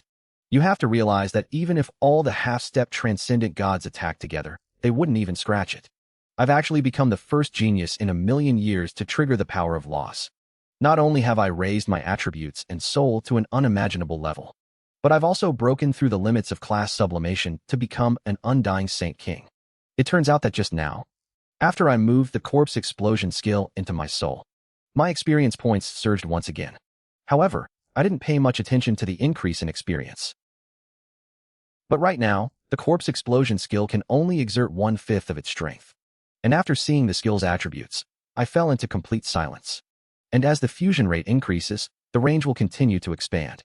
However, its power has dropped from 40% to 20%. After weighing the pros and cons, I feel this change is more beneficial than harmful. My talent for comprehensive amplification can act upon this skill. Its damage range went from 100 meters directly to 7,000 meters. This range can cover the entire battlefield. Even enemies in the sky are within the skill's range. I won't have to throw corpses into the sky to hit aerial enemies like before. Secondly, I can target which enemies receive the skill's damage. This way, I don't have to worry about accidentally hitting my allies. Although the power is halved, after the talent amplification, it still deals 14 times the damage of a corpse. Suddenly, I realized I might have misunderstood something. In my shock, I snapped my eyes open. Noticing my expression, Antares quickly asked, "What kind of skill could surprise you so much, kid?" I wasn't in a hurry to answer. Instead, I asked it to help me conduct a few skill experiments. Hearing it was about skill experiments, Antares agreed without a second thought. It also wanted to know just how strong that skill, which had made its heart race, really was. But just as I was about to test it, a light of leveling appeared on my body. Merging the two skills raised my level from 69 to 70. Antares told me to proceed with my third job advancement first. So, following its instructions, I sat cross-legged once again. My aura began to rise rapidly. The energy throughout my body surged like a riot, forming a pillar of light that shot into the sky. The massive energy seemed to be triggering some kind of law between heaven and earth. Normally, a formation would be used to trigger the power of the laws. You have to realize that even if all the half-step transcendent gods attacked together, they wouldn't even scratch it. However, there was also a significant difference in the laws they triggered. The effect is far inferior to laws triggered directly by oneself. At this moment, Antares' eyes were filled with anticipation. Even among the strongest people from the ancient era, not many can invoke the descent of laws using only their own strength. And my situation was different from theirs. Even though none of us used any external aids, they had seniors by their side to help them invoke the laws. Antares admitted he'd lied to me about this, but said that if I want to become the strongest, I must do this. Antares showed no intention of making a move. Just then, the Shinjo tripod, which had been silent, suddenly emitted a soft sound. Then, a glow suddenly descended from the sky. I felt the power of the laws merging into every single cell of my body like flowing water. Next was to begin my third job advancement. But as the power of the laws within my body broke through a certain limit, I found that my skill space had actually appeared before my eyes. I even saw several unactivated skill light spots. I was a bit stunned, not understanding why the skill space would suddenly appear. Just then, Antares' voice rang in my ears. He asked how it was. He explained that because my skill space was already opened before the advancement, I could see it from all angles during the process. He then said he was going to send me to a certain place, where the laws are more primitive, which would be even more beneficial for me. As he spoke, the world began to change. The space around me started to shift. The next second, I appeared in the desolate void. I was startled. I didn't expect Antares to bring me to the desolate void. Bai Yuan and the others had brought me here during my second advancement. They said the elemental power of the desolate land could help me complete my advancement faster. Now it seems the benefits of the desolate land go far beyond that. Just then, the roars of beasts echoed in my ears. Pairs of glowing eyes appeared in the darkness. A large number of desolate beasts were watching me hungrily. Seeing this, my heart tightened. I knew exactly how troublesome these things could be. Even god-level experts wouldn't be their match. But Antares just gave a contemptuous smile. Just focus on your advancement with all your might. Leave the rest to me. Hearing this, I immediately felt relieved and began focusing entirely on my advancement. As more laws entered my body, my attributes began to increase at an incredible speed. The third advancement is a massive leap for all practitioners. As the primordial law power continued to pour into my body, my attributes quickly reached their limit. My soul also underwent a qualitative improvement under the baptism of the laws. At the same time, my profession was sublimated. I went from the Lord of the Undead to the Undying Saint King. Then, a world belonging to the undead appeared before my eyes. Bone dragons were soaring in the sky. On the ground, headless knights and undead liches were charging. And I was the master of this world. The sublimation of my profession caused my attributes, which had already reached their limit, to climb once again. Seeing this, I was incredibly excited. My hidden class, the Undying Saint King, has finally awakened new skills. It even awakened an insane, unique grade divine talent. It turns out that just a moment ago. But this advancement is far from over.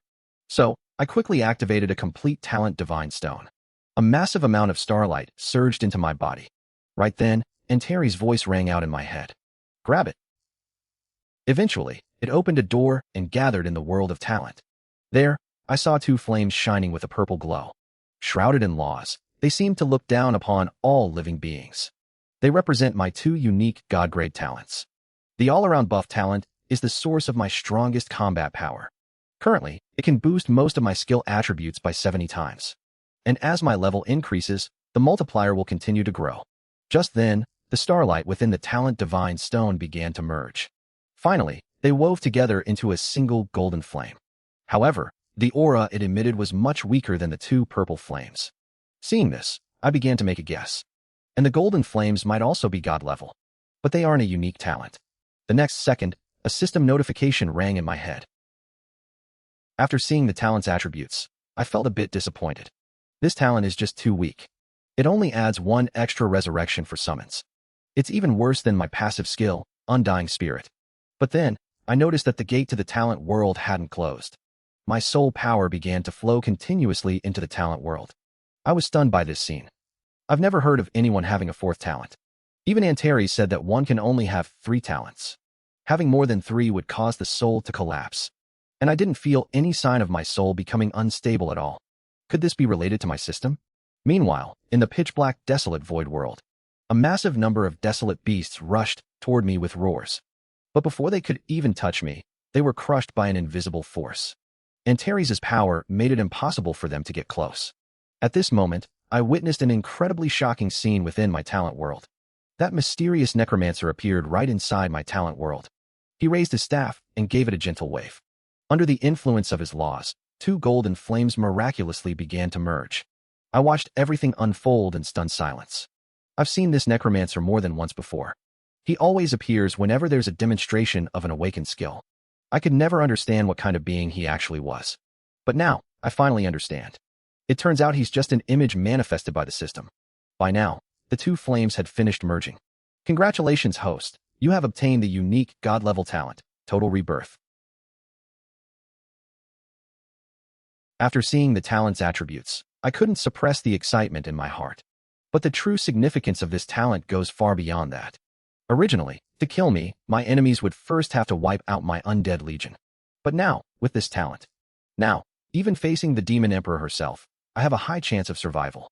The laws of heaven and earth are still continuously pouring into my body. The 3 skill star cores in my skill space are being activated. Its power is determined by the skill level and mental attribute. All 3 are active skills, but I'll have to test them to know their actual power. At this moment, the power of the laws in the sky began to weaken rapidly. My 3rd job advancement was officially over. When I opened my eyes, I found myself surrounded by corpses. Among them was even the corpse of a desolate beast king. Then, Antares brought me back to the eternal battlefield. How was it? It asked me curiously. I told it that my class had not only advanced to Undead Saint King, but I had also awakened a talent. Antares seemed a bit stunned after hearing my class name. I feel like I've heard it somewhere before. But because it had lived for so long, it had lost some of its memories. Never mind. Now, tell me about your talents and skills.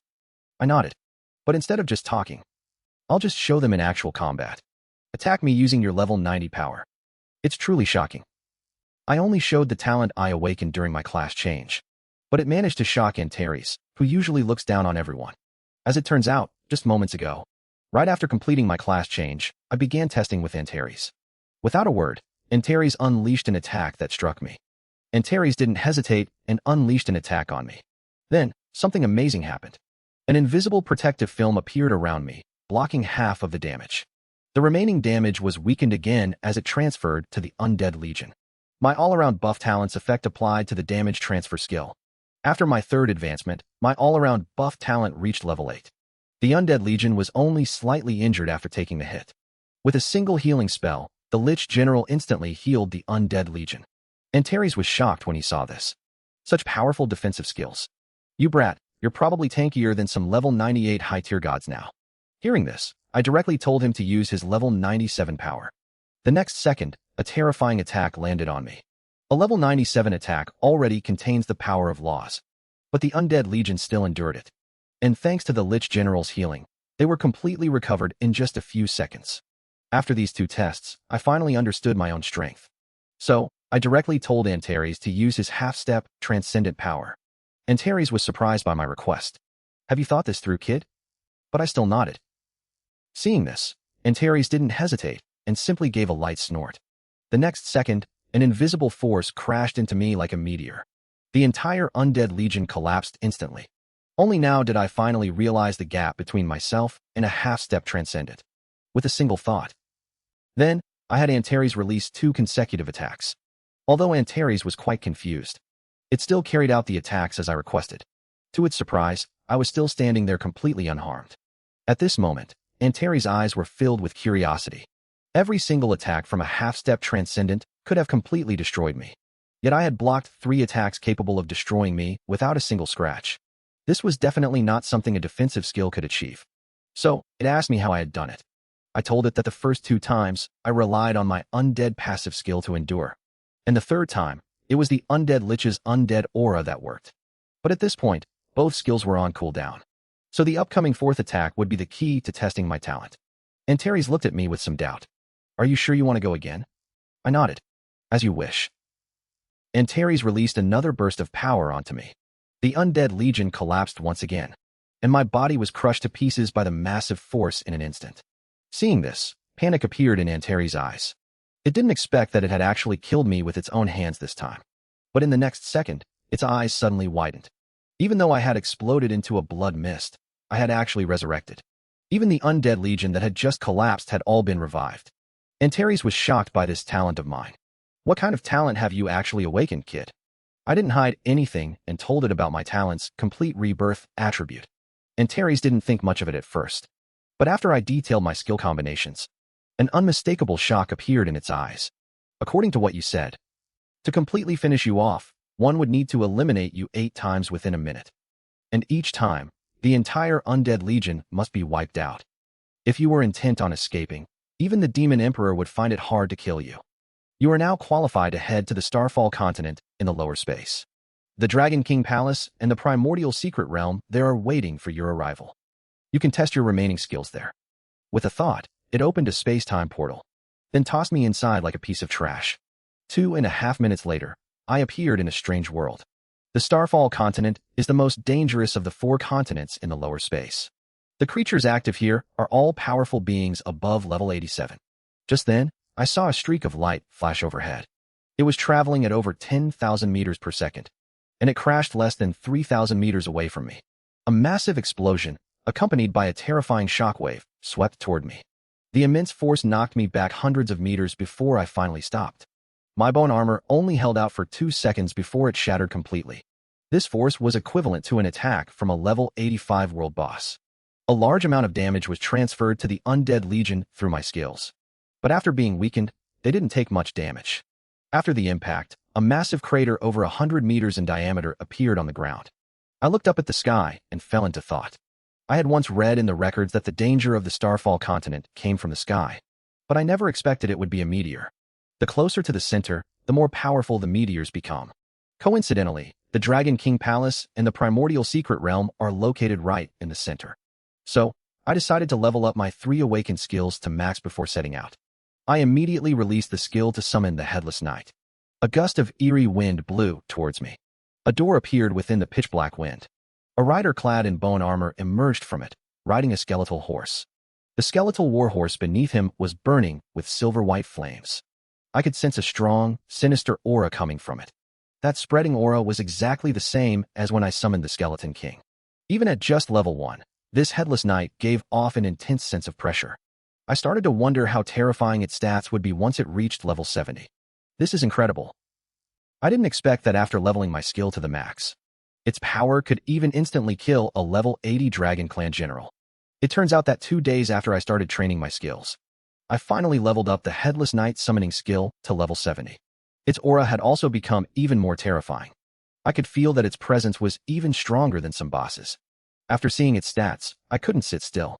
Skill, immunity, passive immunity to all negative statuses. Its agility and spirit reached 640,000. Skill, charge.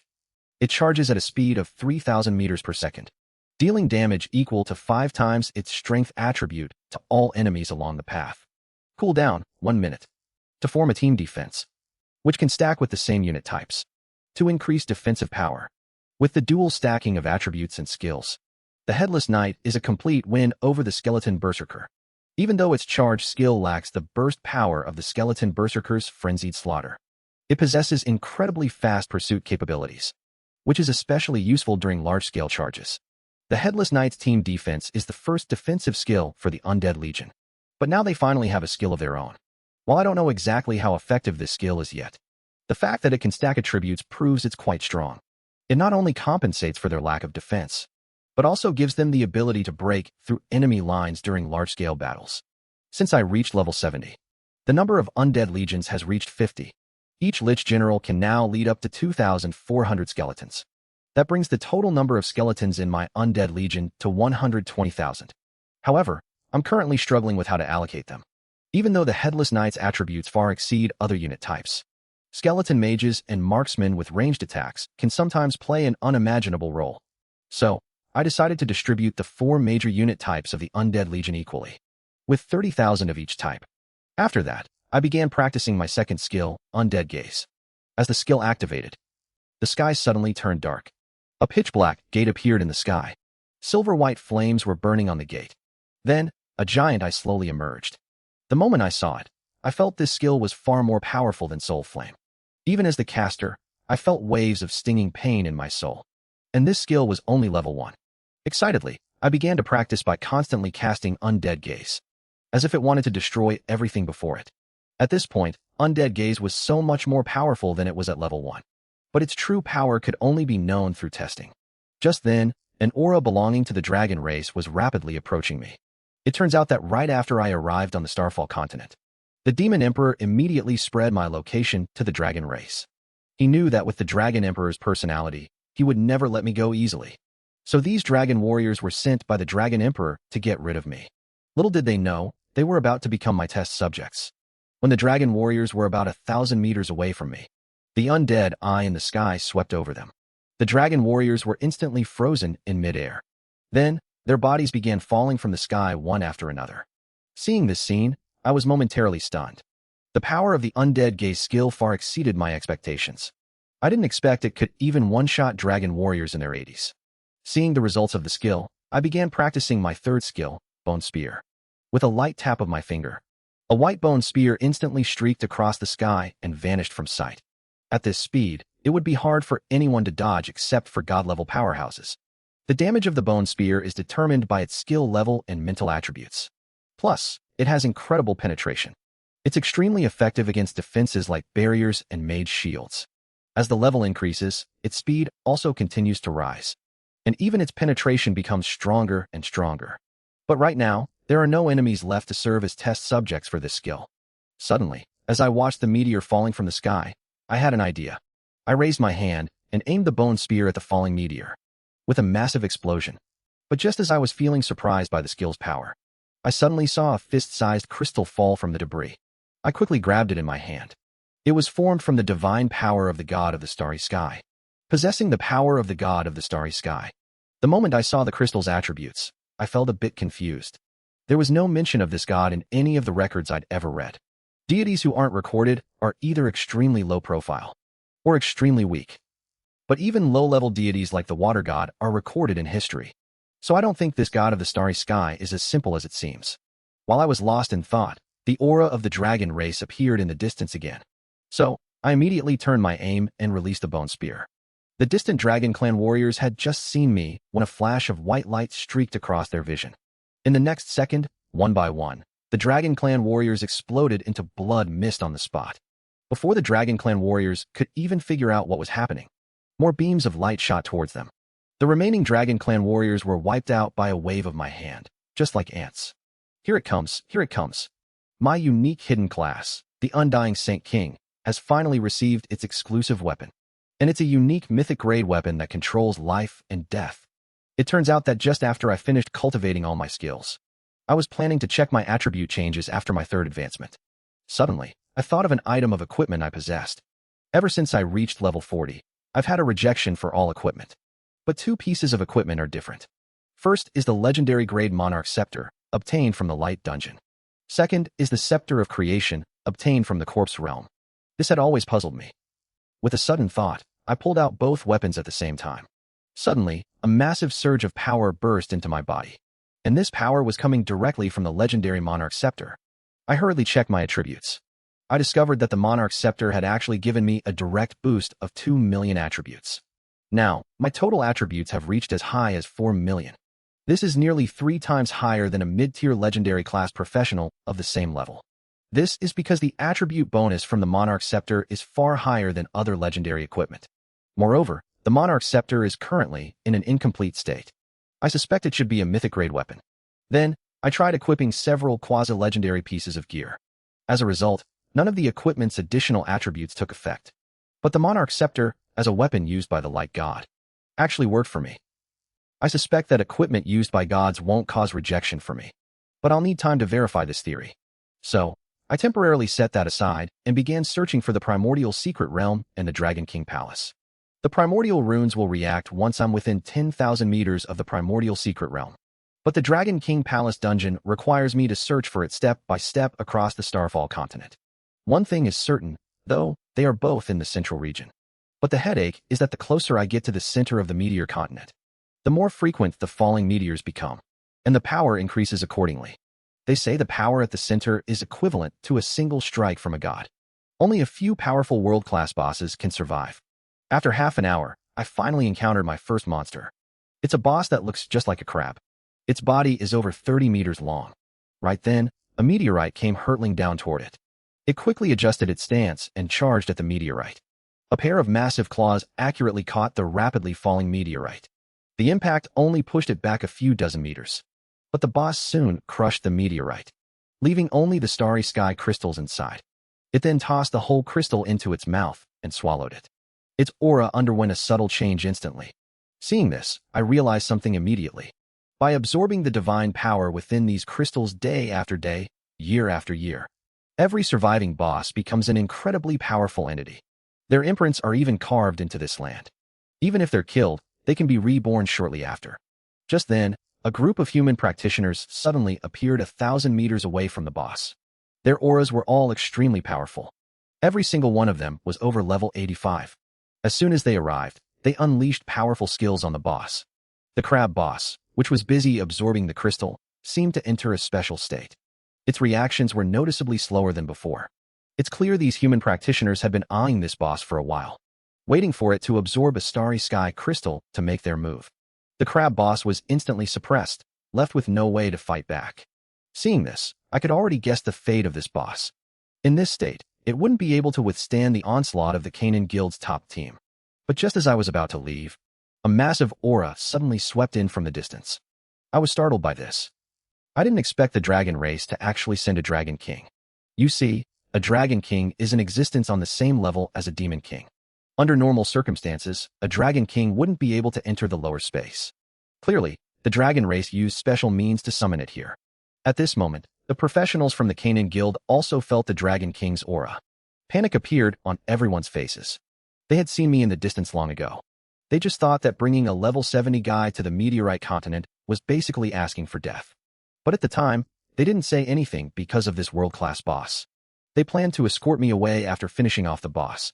But they never imagined a Dragon King would come to the lower space. And this Dragon King's target was clearly aimed at me. Captain, should we still protect him? One of the team members asked. Of course. Are we just going to stand by and watch our own kin be killed? We can take this opportunity to see just how strong the dragon race's Dragon King really is, and how it compares to our human race's god-level experts. So brothers, work harder and finish off this dog crab quickly. At this time, someone from the team was already calling out to me. Little brother, come over here quickly. I heard what they said. The Canaan Guild's actions didn't disappoint me. Under normal circumstances, they should have retreated. But instead, they chose to take the risk to protect me. So, I looked at the charging Dragon King and gave a calm smile. You guys just focus on the boss. As soon as I spoke, my aura surged. Immediately after, a massive undead army descended. The chilling aura made the surrounding air incredibly cold. Even the Dragon King in the distance felt suffocated by this aura. But as a Dragon King, it wouldn't be intimidated by such a scene. It continued its charge toward me. It's exposed, it's exposed. My true strength as the undead Saint King was finally revealed on the battlefield for the first time. And as a high-level divine species, the regressed Dragon King never expected that it would feel even a hint of danger facing a level 70 professional. But it was still carrying out a mission from the Dragon Emperor. It had to follow orders and wipe me out from this continent. As I watched the Dragon King approaching, I let out a wicked smile. All 30,000 headless knights immediately unleashed their charge skill.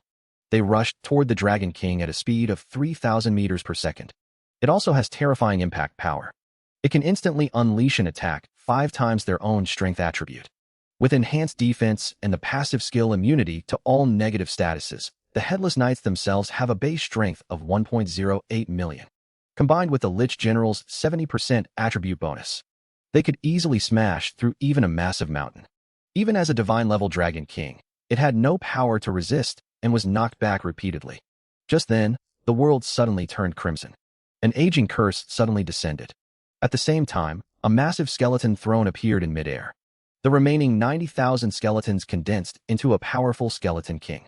But this Skeleton King's attributes still couldn't break the 10 million mark. Even so, the Skeleton King's strength was beyond doubt. It swung its bone blade, unleashing the Godslayer skill. With just one strike, it easily sliced through the Dragon King's dragon scale armor. A wound deep enough to see bone appeared on the Dragon King's body. And keep in mind, this was without even using any powerful skills. This was enough to prove that this Skeleton King had reached God-level combat power. However, the Dragon King let out a roar, releasing a powerful aura. The wounds on its body began to heal at a visible speed. In the blink of an eye, it was completely restored. Then, it unleashed a dragon breath that engulfed the Headless Knights nearby. But then, something miraculous happened. The Dragon King was stunned for a moment. It was the first time it had ever encountered something like this. So it unhesitatingly activated its ancestral bloodline. A phantom of a giant dragon appeared above its head. Space began to oscillate like waves. The surrounding Headless Knights were all slammed back to the ground by the strike. The Dragon King looked proudly at the Skeleton King in the distance. Finally, it's your turn. But at that moment, the Skeleton King slowly raised a hand. A dark red energy quickly condensed in its hand. The next second, a massive energy vortex appeared beside the Dragon King. With a loud bang, the phantom of the giant dragon in the sky quickly dissipated. The dragon scales on the Dragon King were also blown to pieces. This was the Skeleton King's second skill, Elemental Riot. The disheveled Dragon King's eyes were filled with horror. It never imagined my summon could be this powerful. In less than a minute, it had already been heavily injured. So, it unhesitatingly burned its bloodline power to boost its attributes. It looked like it was prepared to fight to the death. However, I just let out a light chuckle and lightly pointed my finger. The eyes of the undead within the Gate of Flames snapped open. The Dragon King in the sky let out a sudden, piercing scream. Its massive body plummeted downwards. It felt as if its soul was burning. This strike would have been enough to wipe it out. Its eyes were filled with fear as it looked at me. It knew very well it was no match for me. If the fight continued, it would likely lose its life. At this moment, the force of expulsion was already being felt in the space. At least it could save its life. But then, it saw a sinister smirk on my face. A drop of green blood appeared in my hand. I tried to use the Venom God's Essence blood to perform the corpse explosion skill. If it succeeds, the power will be equivalent to a full-strength strike from the Venom God. The next second, the essence blood of the Venom God in my hand turned into a wisp of smoke. The Dragon King, who was about to flee, suddenly felt a fatal threat. Then, a cloud of green poisonous gas exploded silently around it. It watched as its own body was corroded by the poison. Soon, its consciousness and soul were completely annihilated in the gas. The system notified me that I had killed the Dragon King. Experience plus 90 billion. General Star plus 1. The moment the Dragon King's body dissipated, a fist-sized crystal fell from the poisonous gas, and a key item for repairing the Scepter of Creation. The life core of the Scepter of Creation was crafted from dragon crystals, so it can be fully restored as long as it absorbs enough of them. After absorbing this crystal, by now, the people from the Canaan Guild were completely stunned. They had planned to help me after finishing off the crab boss, but they never expected that I would solo the Dragon King. And it took less than 2 minutes from the start of the battle. Too strong. Since when did such a powerful professional appear among our human race? They had stayed in the eternal battlefield for 3 whole years, so they knew absolutely nothing about my achievements. They had completely forgotten what they were doing and stopped their skills, while the boss in front of them began recovering its health at an alarming rate. Seeing this, I gave a faint smile. I raised my hand and tapped lightly. A bone spear pierced the sky, instantly killing the boss. Several pieces of dazzling equipment dropped from the boss. Only then did the members of the Canaan Guild react. But when they turned around, they realized I had already vanished. At that time, I was traveling across the meteor continent at top speed. I didn't care at all about the bosses I encountered along the way. The most important thing right now was to find the primordial secret realm and the Dragon King Palace. Here it comes, here it comes. I finally found the hidden dungeon, the Dragon King Palace, and began the trial. To my surprise, the one guarding the pass was an ancient dragon, a kin of Antares. It turns out that right after I dealt with the Dragon King who was hunting me, half a day later, I finally arrived at the central region of the meteor continent. The frequency of meteor falls here had increased significantly, and their power was even more terrifying. Even the monsters here had become more dense. Within a 10,000-meter radius, there were more than 10 world bosses. This also became an obstacle to my progress. So, I summoned the Skeleton King to explore while killing monsters. Fortunately, the lower levels of the eternal battlefield are subject to law restrictions. Under these restrictions, the monsters here can only reach a maximum level of 89. With the Skeleton King's strength, he is practically invincible on this continent. One world-class boss after another fell at its hands. Until the next day, when I was fighting a boss. Suddenly, the boss turned around and fled at high speed. It was as if it had seen something terrifying. Just as I was feeling puzzled, a magnificent palace floated in the air, slowly approaching. I could sense an aura from it that was somewhat similar to Antares. There was also a teleportation vortex in front of the palace. Seeing this, I immediately cast a detection spell. Suddenly, an invisible giant hand appeared from within the palace and grabbed the meteor. No wonder even that world-class boss from earlier was avoiding it. I then took out the Dragon King token and used my consciousness to connect with the dungeon vortex. In a second, I was sucked into the vortex. Not long after I entered the dungeon, a group of Dragon Race professionals appeared at the dungeon entrance. It turns out that after I killed that Dragon King, a tolling of bells rang out across the entire Dragon Race world. These bells only ring when a Dragon King falls. Then, the Dragon Emperor's voice echoed from the void. The culprit behind this Dragon King's fall is the human, Lin Moyu. He is currently on the meteor continent. Anyone who wishes to go can collect a tracking crystal in front of the eternal teleportation array. I shall reward them with a drop of ancestral dragon essence blood. As soon as these words were spoken, all the Dragon Kings of the Dragon Race went into a frenzy. Once the bloodline is awakened, they can become beings like the ancestral dragon. A massive number of the Dragon Race rushed toward the meteor continent. But when they arrived, they found that I had actually entered the Dragon King Palace dungeon. What an absolute joke. Since things have come to this, we'll wait here for now. As soon as he comes out, we'll summon the Dragon King. Meanwhile, I've already started exploring the interior of the Dragon King's palace. Suddenly, a green dragon over 20 meters long appeared before me like a ghost.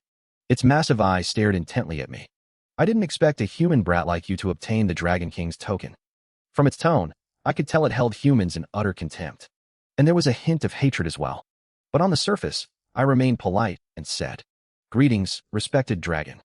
But the green dragon only gave a cold snort. Don't think that just because you're polite, I'll go easy on you. Now, I will explain the rules of the first trial of the Dragon King's palace.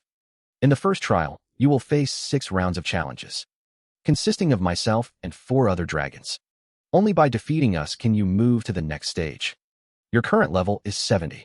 Hearing this, I could roughly guess that the Dragon King's palace is a dungeon of a trial-like nature. And it's not just about fighting monsters to clear stages.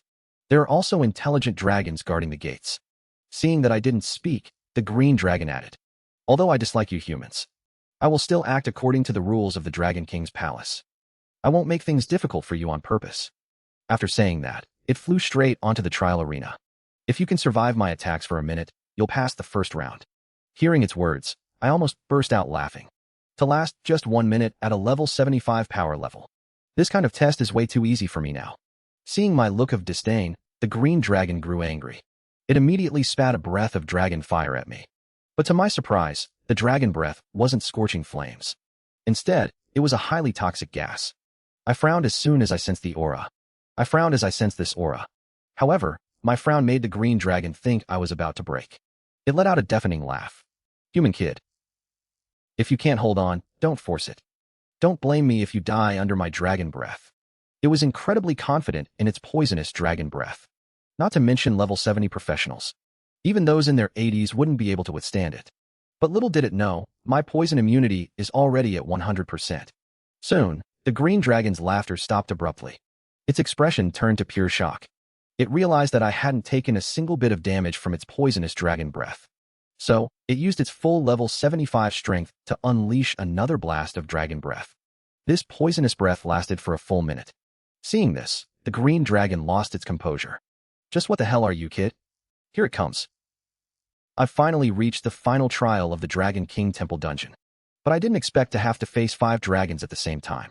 As it turns out, just now, while facing the green dragon's terrifying minute-long dragon breath. I don't know what method you used to evade my attack, but the next few trials won't be so easy. With that, it flew away from the testing grounds. However, just as it left, a giant cyan dragon flew in from the distance. Clearly, it was the target for the second trial. But when the cyan dragon saw that the challenger was just a human, a look of disdain appeared on its face. It said that according to the rules, it would limit its power to within level 76. But the assessment time would increase from 1 minute to 2 minutes. After saying that, it opened its mouth and breathed out a wind element dragon breath.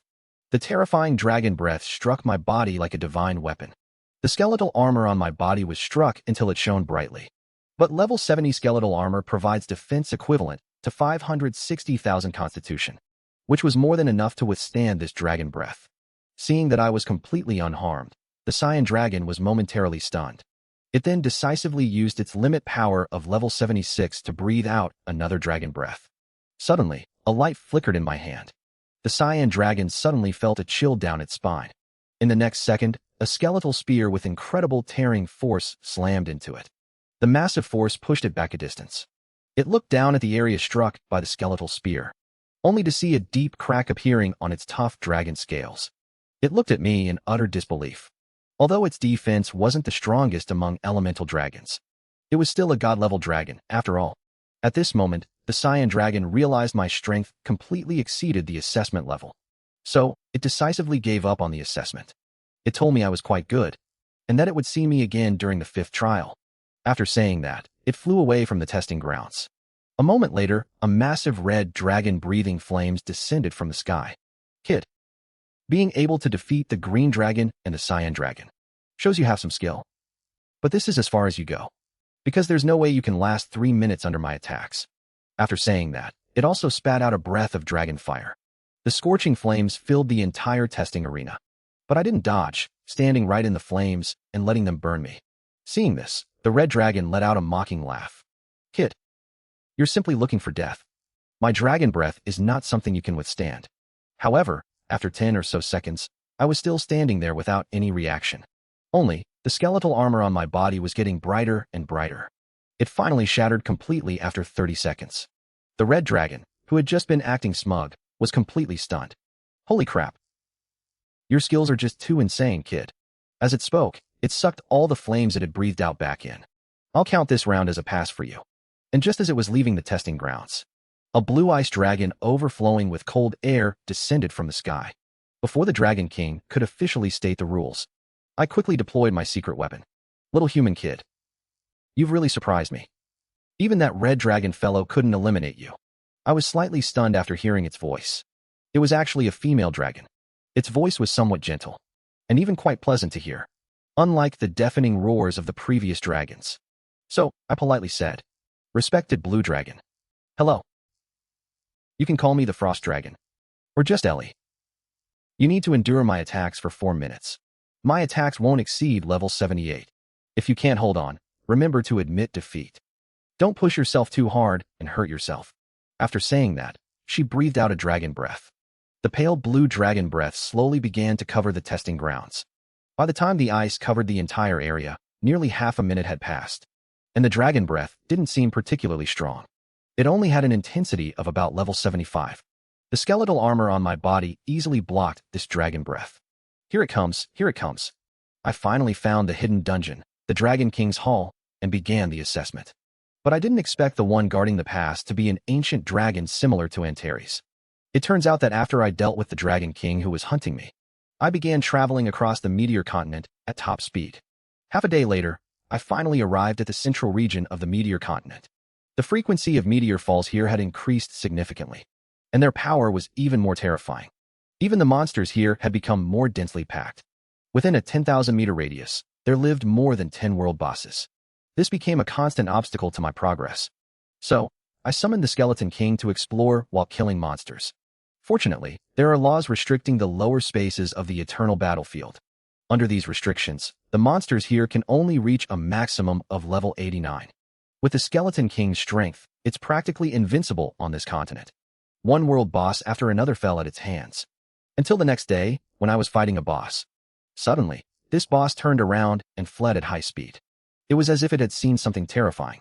Just as I was wondering why, a magnificent palace floated in the air, slowly approaching. I could sense an aura from it that was somewhat similar to Antares. And in front of the palace, there was also a teleportation vortex. Seeing this, I immediately cast a detection spell. After detecting, I found that this palace was exactly the Dragon King's hall I had been searching for. Right at that moment, a meteor was plummeting toward the Dragon King's hall at high speed. Suddenly, an invisible giant hand appeared from within the palace and snatched the meteor inside. No wonder even that world-class boss from just now was avoiding it. I immediately took out the Dragon King certificate and used my consciousness to communicate with the dungeon vortex. Shortly after I entered the dungeon, a group of dragon race professionals appeared at the dungeon entrance. It turns out that right after I killed that Dragon King, a tolling of bells rang out throughout the entire dragon race world. These bells only ring when a Dragon King falls. Then, the Dragon Emperor's voice echoed from the void. He declared that the culprit behind this Dragon King's fall was the human, Lin Moyu. He said I was currently on the meteorite continent. Anyone who wanted to go could collect a tracking crystal at the Eternal Teleportation Array. He even promised that if any Dragon King could kill me, he would reward them with a drop of ancestral dragon essence blood. As soon as these words were spoken, all the Dragon Kings of the dragon race went wild. As long as they can awaken their bloodline, they can become an existence similar to the ancestral dragon. A massive number of the dragon race rushed crazily toward the meteorite continent. But when they arrived here, they discovered that I had actually entered the Dragon King Palace dungeon. But a human had somehow obtained the key to the palace. It was a complete joke. They decided to wait here first, ready to summon the Dragon King as soon as I emerged. Meanwhile, I had already begun exploring the interior of the Dragon King Palace. Suddenly, a green giant dragon over 20 meters long appeared before me like a ghost. Its massive eyes stared fixedly at me. It couldn't believe that the one who obtained the Dragon King certificate was a human brat like me. I could feel its contempt for the human race from its tone. It even carried a hint of hatred. But I kept my composure and spoke politely. "Greetings, respected dragon." But the green dragon just gave a cold snort. "Don't think I'll go easy on you just because you're being polite. Now, I'll tell you the rules for the first stage of the Dragon Lord Hall. In the first stage, you will face 6 rounds of challenges. They will consist of myself and 4 other dragons. Only by defeating us can you proceed to the next level. Your current level is 70. Hearing its words, I could already guess. Seeing that I remained silent, the green dragon added, "Although I don't like your human race, I will still follow the rules of the Dragon King Hall. I won't go out of my way to make things difficult for you." After saying that, it flew straight onto the trial arena. "If you can hold out under my attack for 1 minute, you'll pass the first round." Hearing this, I almost burst out laughing. To last 1 minute against level 75 power. This kind of test was way too easy for me right now. Seeing my disdain, the green dragon grew angry. It immediately breathed dragon breath at me. To my surprise, the breath it spat out wasn't scorching flames. It was actually a highly poisonous gas. I frowned after sensing this aura. However, my frown made the green dragon think I was about to give out. It let out a deafening laugh. "Human brat. If you can't handle it, don't try to force it. Don't blame me if you die under my dragon breath." It was extremely confident in its poisonous dragon breath. Never mind level 70 professionals. Even a level 80 professional wouldn't be able to withstand it. But little did it know, my poison immunity is already at 100%. Soon, the green dragon's laughter came to a sudden halt. Instead, its face turned to pure shock. It realized I hadn't taken a single bit of damage from the poisonous dragon breath. So, it used its full level 75 strength to blast another round of dragon breath. But I still didn't take any damage at all. Seeing this, the green dragon looked at me with a strange expression. "Kid, although I don't know what method you used to evade my attack, the next few trials won't be that easy." After saying that, it flew away from the testing grounds. But just as it left, a cyan dragon flew in from the distance. Clearly, it was the trial subject for the second round. But when the cyan dragon saw that the challenger was just a human, a look of disdain appeared on its face. "According to the rules, I will keep my power within level 76. However, the trial time will be increased from 1 minute to 2 minutes. After saying that, it opened its mouth and breathed out a wind element dragon breath. Since I have no resistance to wind elements, the terrifying dragon breath struck my body like a divine weapon. The bone armor on my body was struck until it shone brightly. However, level 70 bone armor provides a defense equivalent to 560,000 constitution, which was more than enough to withstand this dragon breath. Seeing that I was completely unharmed, the Cyan Dragon was momentarily stunned. It decisively used its level 76 limit power to unleash another blast of dragon breath. Suddenly, a light flickered in my hand. The Azure Dragon suddenly felt a chill down its spine. In the next second, a bone spear with incredible tearing force slammed into it. The massive force knocked it back a considerable distance.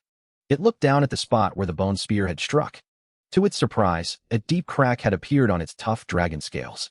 It stared at me in disbelief. Although its defense wasn't the strongest among elemental dragons, it was still a god-level dragon. It decisively decided to end the assessment. "Kid, you're pretty good.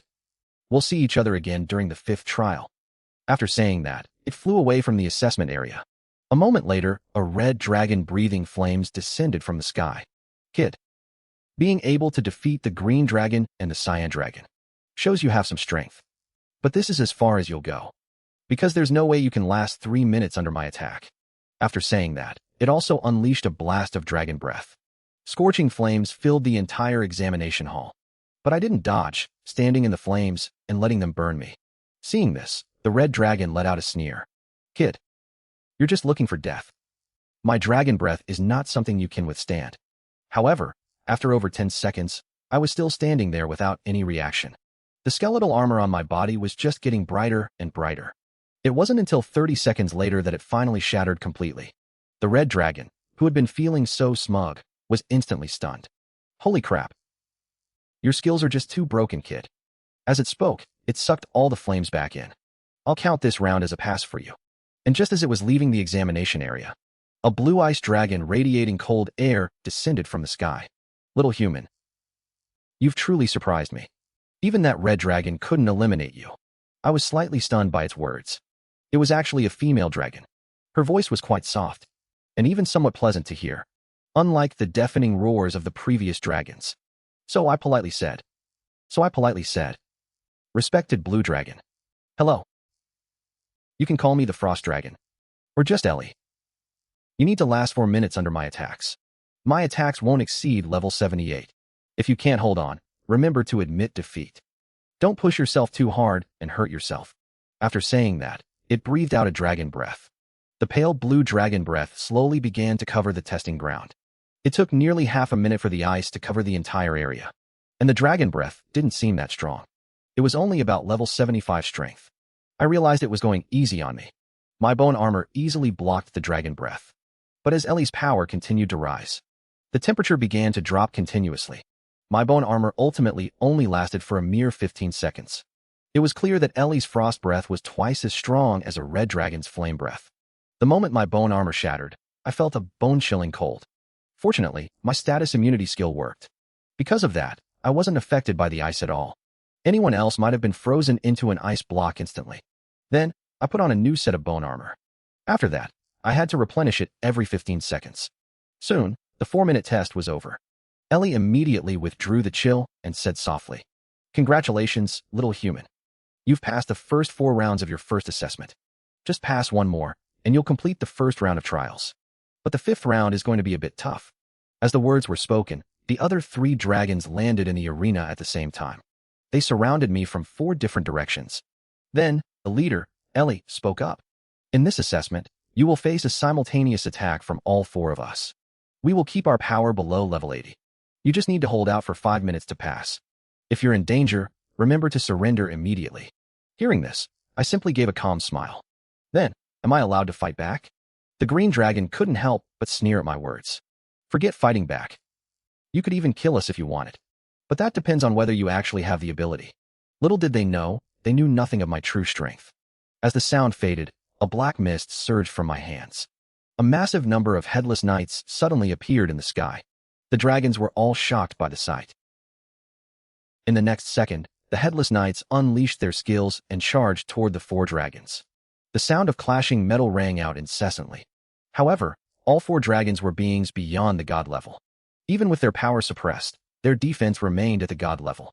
But similarly, the dragons couldn't deal any damage to the knights while their power was suppressed either. I just need to use a war of attrition to keep them surrounded for 5 minutes. I've only just cleared the first stage of the Dragon King Temple dungeon. Yet it's already attracted Hogus, a mid-level god-tier thunder dragon. But I only revealed my lightning immunity, making it give up its pride and surrender on the spot. It turns out, right after I defeated the Frost Dragon Ellie, the final assessment of the first round of trials finally began. As the strongest existence in the undead army, the Headless Knight, their attributes were further boosted by the Lich General. Even the terrifying dragon breath of the dragons could only deal minimal damage to them. Combined with my all-connection talent and the Lich General's healing, the damage was almost negligible. The green dragon Guas immediately gave up on dragon breath and used its claws for physical attacks. But there were simply too many Dullahans. Even if some were knocked away, new ones would immediately step up to replace them. No matter how hard it tried, it couldn't escape the encirclement of the Dullahans. Damn it. Where did all these summons come from? If it weren't for the rules, I could have blasted these guys to death in one breath. The situation for the other dragons was much the same. Meanwhile, I just stood there, motionless. This assessment was no different from the previous ones for me. The only extra effort was just a flick of my fingers. But just then, the aura of the 4 dragons suddenly surged. They all breathed elemental dragon breath into the air at once. The 4 elements intertwined to form an even more terrifying dragon breath, almost covering the entire assessment area. At that moment, I heard Ellie's voice in my ear. This is our combined skill. You'd better watch out. As soon as they finished speaking, the violent power within the dragon breath instantly swept through the entire examination arena. The Headless Knights in the arena were sent flying by the explosion. But I still didn't take this attack seriously. I let the violent energy rage over my body. Even though my skeletal armor was shattered, I didn't even bother to replenish it. All the damage I took was transferred to the Undead Legion instead. This dragon breath continued until the end of the assessment before finally stopping. Yet, I still stood in the arena completely unscathed. The 4 giant dragons all widened their eyes when they saw this. My strength was far beyond their imagination. After the initial shock, the Frost Dragon, Ellie, let out a light laugh and said, "You have successfully passed all the assessments of the first round of trials." Then, the Whirlwind Dragon also spoke up. "You are very strong. I hope to fight you with my full strength one day." But I shook my head. "Forget about it. If we fought with full strength, you might actually die." The Whirlwind Dragon nearly choked, unable to catch its breath. The Green Dragon, Guas, gave a cold snort. How incredibly arrogant. If it weren't for the restrictions of the dungeon, I could kill you in a single breath. But at that moment, the Flame Dragon seemed to sense something on me. A very strong dragon scent. Hearing this, Guas continued to say disdainfully, "Isn't that perfectly normal? The human race and those lowly dragons were always enemies." But the Flame Dragon shook its head. It wasn't just ordinary dragons. There was also a Dragon King. Hearing this, the Whirlwind Dragon looked at me in total shock. I nodded. "I just killed one a few days ago." As soon as I said that, the Green Dragon, Guas, instantly shut its mouth, not daring to say another word. Although it kept claiming that dragons were a lowly race, it knew very well that a Dragon King's strength was no joke. After becoming a Dragon King, a dragon's bloodline power is sublimated. In terms of appearance, there was no difference from regular dragons. It just never expected that I could slay a Dragon King at level 70. Even though it had a bad temper, it wasn't stupid. With the talent I've shown, it was definitely not someone it could afford to provoke. Just then, a staircase appeared in the examination area, leading to a higher level. At the end of the stairs was an even larger testing ground. On both sides was a terrifying sea of lightning. Just then, Ellie's voice rang in my ear. "This staircase is the only way to reach the second round of the examination. If you fall into the sea of lightning, you're dead for sure. However, you have 2 choices right now. First, you can take the rewards from the first round and leave the dungeon." I stepped onto the stairs leading to the second round of assessment without any hesitation. The moment my feet touched the steps, a bolt of lightning struck me. The lightning wasn't strong, but it carried the characteristic paralysis of lightning. If a normal person were hit, they would likely lose their balance and fall into the sea of lightning. But I am immune to the lightning element. Watching me walk up the stairs as if nothing was wrong, the dragons were stunned. What was going on? Why was I walking faster and faster? Even they were being affected by it. This human was too strange. Soon, I finished climbing the stairs and reached the assessment platform for the second round. A dragon was lying in the center of the platform. Lightning flickered across its body. Its aura was even stronger than the 4 dragons from before. Its strength should have reached the mid-god level. But I wasn't worried. no matter how powerful it is. This means I only need to worry about its physical attacks. And with the rules of the dungeon in place, the strength it can display won't exceed the god level.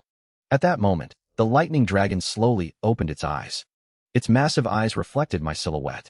The dragon didn't expect a human kid like me to show up. Listen up, kid. For the second stage, you need to survive my attacks for 10 minutes. My attacks won't exceed level 83. Hearing this, I gave a slight smile. Facing a dragon that had lost its elemental attacks, its level 83 physical damage posed no threat to me at all. As the thunder dragon unleashed its lightning breath, countless bolts of lightning rained down on me like raindrops. But these bolts of lightning just flowed right through me. Seeing this, the thunder dragon looked at me in disbelief. So few in the human race possess such an ability. Even if I use god-level power, it will be useless against you. Therefore, you have passed the second stage. If you choose to continue, success means double the rewards. But failure means losing everything. And you might even face mortal danger. It's increasing. I didn't expect that just by stepping onto the stairs to the third stage, my light element immunity would increase to 100%. A beam of light shot out from the stairs and entered my body. However, my bone armor didn't react at all, which meant the light wasn't aggressive. I quickly located the light within my body, only to find that it was actually emitting a faint divine aura. I guessed that this light must be related to the next trial. So, I chose to keep it inside my body and continued climbing up. The speck of light inside my body was also gradually growing larger. Meanwhile, Ellie and 4 other giant dragons approached the thunder dragon. The green dragon, Guas, was the first to ask, "Brother Hogs, did that kid pass your trial?" Hogs nodded. "This human is unusual. I have a strong feeling that he might have a chance to meet the dragon god." Hearing this, the giant dragons all showed expressions of shock. But Guas shouted that it was impossible. He simply didn't believe I could pass all the trials. By this time, I had reached the end of the stairs. However, behind the platform, it was no longer a void. Instead, it was a vast and sacred palace. Could this be the true Dragon King Palace? I couldn't help but wonder. At this moment, the speck of light in my body was dozens of times larger than when I first stepped onto the stairs. A dragon's roar sounded in my ears. Immediately after, a massive amount of light elements flooded into my body. Light element resistance limit increased by 1%. Obtain the power of light. Experience plus 50 million. A massive amount of notification boxes popped up. This continued for 2 whole minutes. My level rose from 70 to 71. What surprised me even more was that my light element resistance jumped directly from 80% to 100%. Just then, a glowing dragon landed beside me. Seeing it, I couldn't help but feel a bit unsettled. It was much larger than any dragon I had seen before. It was even twice the size of the thunder dragon. Moreover, its aura was worlds apart from Ellie and the others. While I was sizing it up, the dragon spoke. "Little human kid, you are quite good. To be able to absorb all that soul power just now, and even level up directly. It seems your soul level is very high." Every word it uttered made my soul tremble. I feared its level was at least 97. Just when I thought I would have to fight such a being, the dragon before me spoke again. "My name is Sheng Guang, known as the Holy Dragon. Do you see this palace behind me? As long as you can enter the palace, you will pass the trial." I was startled by its words. I didn't expect the third trial to be conducted this way. Then, I looked toward the palace in the distance. I realized I was about 5,000 meters away from the palace gates. If I flew there at top speed, it would only take about 2 seconds. But the Holy Dragon would definitely try to stop me. So the problem was how to break through its defense. I asked it what the maximum amount of power it could use was. The Holy Dragon glanced at me and said indifferently, "According to the rules, I won't use power exceeding level 85. But I am a Holy Dragon, and my strongest ability is defense. Since you are a human, I'll make an exception and give you a 24-hour time limit." The Holy Dragon had absolute confidence in itself. With a loud roar from the Holy Dragon, a barrier-like shield completely enveloped the palace. Seeing this, I immediately summoned the Headless Knights and used their charge skill to smash into the barrier. But without exception, the Headless Knight was sent flying by the massive force. Meanwhile, the barrier remained completely undamaged. Seeing this, a hint of amusement appeared in the Holy Dragon's eyes. "Don't waste your time. This barrier contains my law power. Even a god-level expert might not be able to break it." Hearing this, the corners of my mouth curled up slightly. A drop of green essence blood appeared in my hand. The essence blood of the Venom God also contains a trace of the law's aura. Although the law contained within is very weak, the Venom God's strength is equivalent to a high-level deity. Plus, the Corpse Burst skill can amplify the power of the Essence Blood 16-fold. As I took out the Essence Blood, the Holy Dragon felt a shock in its heart. It sensed the aura of the laws. Then, it saw a flash of green light. The next second, a gap suddenly appeared in the barrier it had set up. The gap was filled with a spreading, highly toxic green mist. Right after that, it saw me step through the palace gates, successfully passing the trial. Next, I saw myself stepping through the palace gates, passing the assessment. Then, the holy light of the sacred dragon gave me two choices. First, to continue the challenge. Second, to take the rewards and leave. You can immediately obtain 10 soul crystals. Each soul crystal contains pure soul power. It can help you raise your soul level. At the same time, it can also give you a large amount of soul power, based on your level. The words of the holy light were full of temptation. As it said, soul crystals are indeed great items. For normal practitioners, this is already a massive temptation. But for me, soul crystals aren't of much use. Plus, I've already moved 2 skill star cores into my soul. I already possess the qualifications to become a god. As for increasing my level, that's also not difficult for me. As long as I grind more dungeons, I could reach god tier in no time. So, I decisively chose to continue the challenge. I didn't expect that just by passing the 3rd assessment, I would uncover the mystery of Antares' origin. I even saw the legendary dragon god. It turns out that shortly after I entered the real Dragon King Palace, dragons like Ellie had all gathered at the 3rd trial platform. Big Brother Holy Light. Did he pass the trial? Looking at the already open palace gates, Ellie already knew the answer. The green dragon, Was, could see at a glance that this poison contained traces of laws. It was actually the lethal poison of a venom god. It was probably close to level 96. No wonder it could break through Big Brother Holy Light's divine barrier. After all, to control his power, Big Brother could only inject a sliver of law power. But how did he unleash the power of a venom god? The Holy Light Dragon's thoughts immediately returned to the moment I released my skill. He used the essence blood of a god, allowing him to deliver a full-strength strike from a god. He even had 100% immunity to light elements. This human is not simple. Hoges, the thunder dragon beside him, echoed the sentiment. Hearing this, the Holy Light Dragon was slightly surprised. That such a terrifying genius could be born in this tiny world. Could he be the child of the world? Meanwhile, I had already reached the depths of the Dragon King Palace. What met my eyes was a massive circular platform built from dragon jade.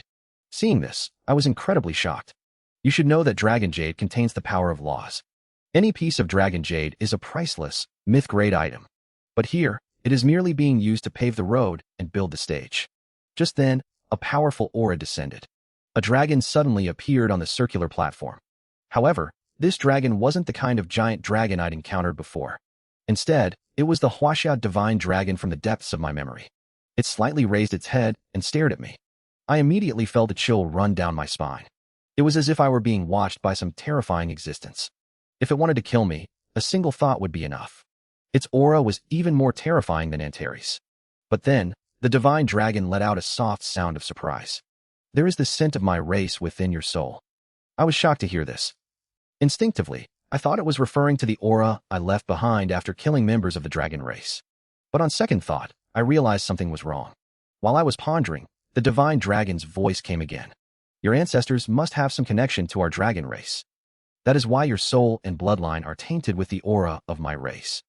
Hearing this, I was almost certain that what the divine dragon said must be related to my identity before I transmigrated. Besides your soul, your body also carries the aura of my race. It seems you have encountered my kin. As the words fell, the life-saving scales Antares gave me actually flew out on their own, and I was bound by an invisible force, unable to move. For the first time, I realized that the gap in power could be this immense. I also realized that the dragon before me was the dragon god the giant dragon had mentioned.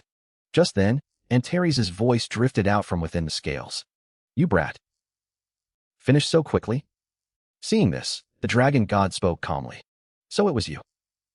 As the words fell, a strange cry erupted from the scales. Holy crap. Why are you awake? The dragon god chuckled. Then, 2 beams of golden light shot from its eyes and landed on the scales. Immediately after, Antares' phantom slowly emerged. What surprised me was that this phantom actually revealed its full form. Before, the Antares I saw was just a head. Its body had always been hidden, Antares also turned out to look like a Huaxia divine dragon. The only difference was that its body had a pair of dragon wings, unlike the dragon god.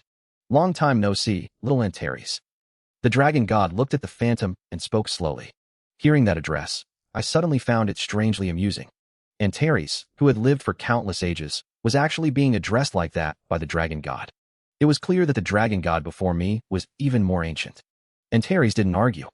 Instead, he spoke with a hint of respect. Long time no see, dragon god. Seeing him like this, the dragon god suddenly thought of something. So many years have passed. Are you still blaming me? I was also forced into it back then. But Antares just shook his head. Seeing this, the dragon god stopped dwelling on the issue, and instead asked, You let this little guy into the Dragon King Palace to retrieve the Dragon Pearl, right? Antares nodded. After getting an answer, the dragon god didn't say anything more. I'll have him take your Dragon Pearl back to you. Perhaps we won't meet again in the future. Take care of yourself. But I could tell there was an unusual connection between them. Then, the glow of the scales gradually faded, and they returned to my hands. Next, 2 dragon pearls flew into my storage space. Then, the dragon god's voice rang in my ears. I can see that you have a good relationship with Antares. It seems you are very special. A fist-sized crystal appeared in front of me. This is your final reward for passing the Dragon King Palace. You are quite good. Perhaps in the future, you'll have the chance to break through your shell and see a much wider world. Next, I hope you can do something for me. Help me give this to Antares. And tell him I'm sorry on my behalf. As he spoke, a dragon pearl emerged from his body and flew toward me. The moment I saw the dragon pearl, my eyes narrowed. It was actually the dragon god's own dragon pearl. Although I don't know exactly what the dragon balls are for. But I know they are extremely important to the dragon race. Otherwise, Antares wouldn't have asked me to help search for them everywhere. At this moment, the dragon god's appearance had clearly become much older. It seemed like it was about to leave. Then, the dragon god let out a final sigh and slowly closed its eyes. A single tear rolled down from its eye. But I destroyed the entire dragon legion with just a single skill. It turns out that just a moment ago, I had already left the dungeon and appeared on the meteor continent. At the same time, the aura of spatial fluctuations drifted from the distance.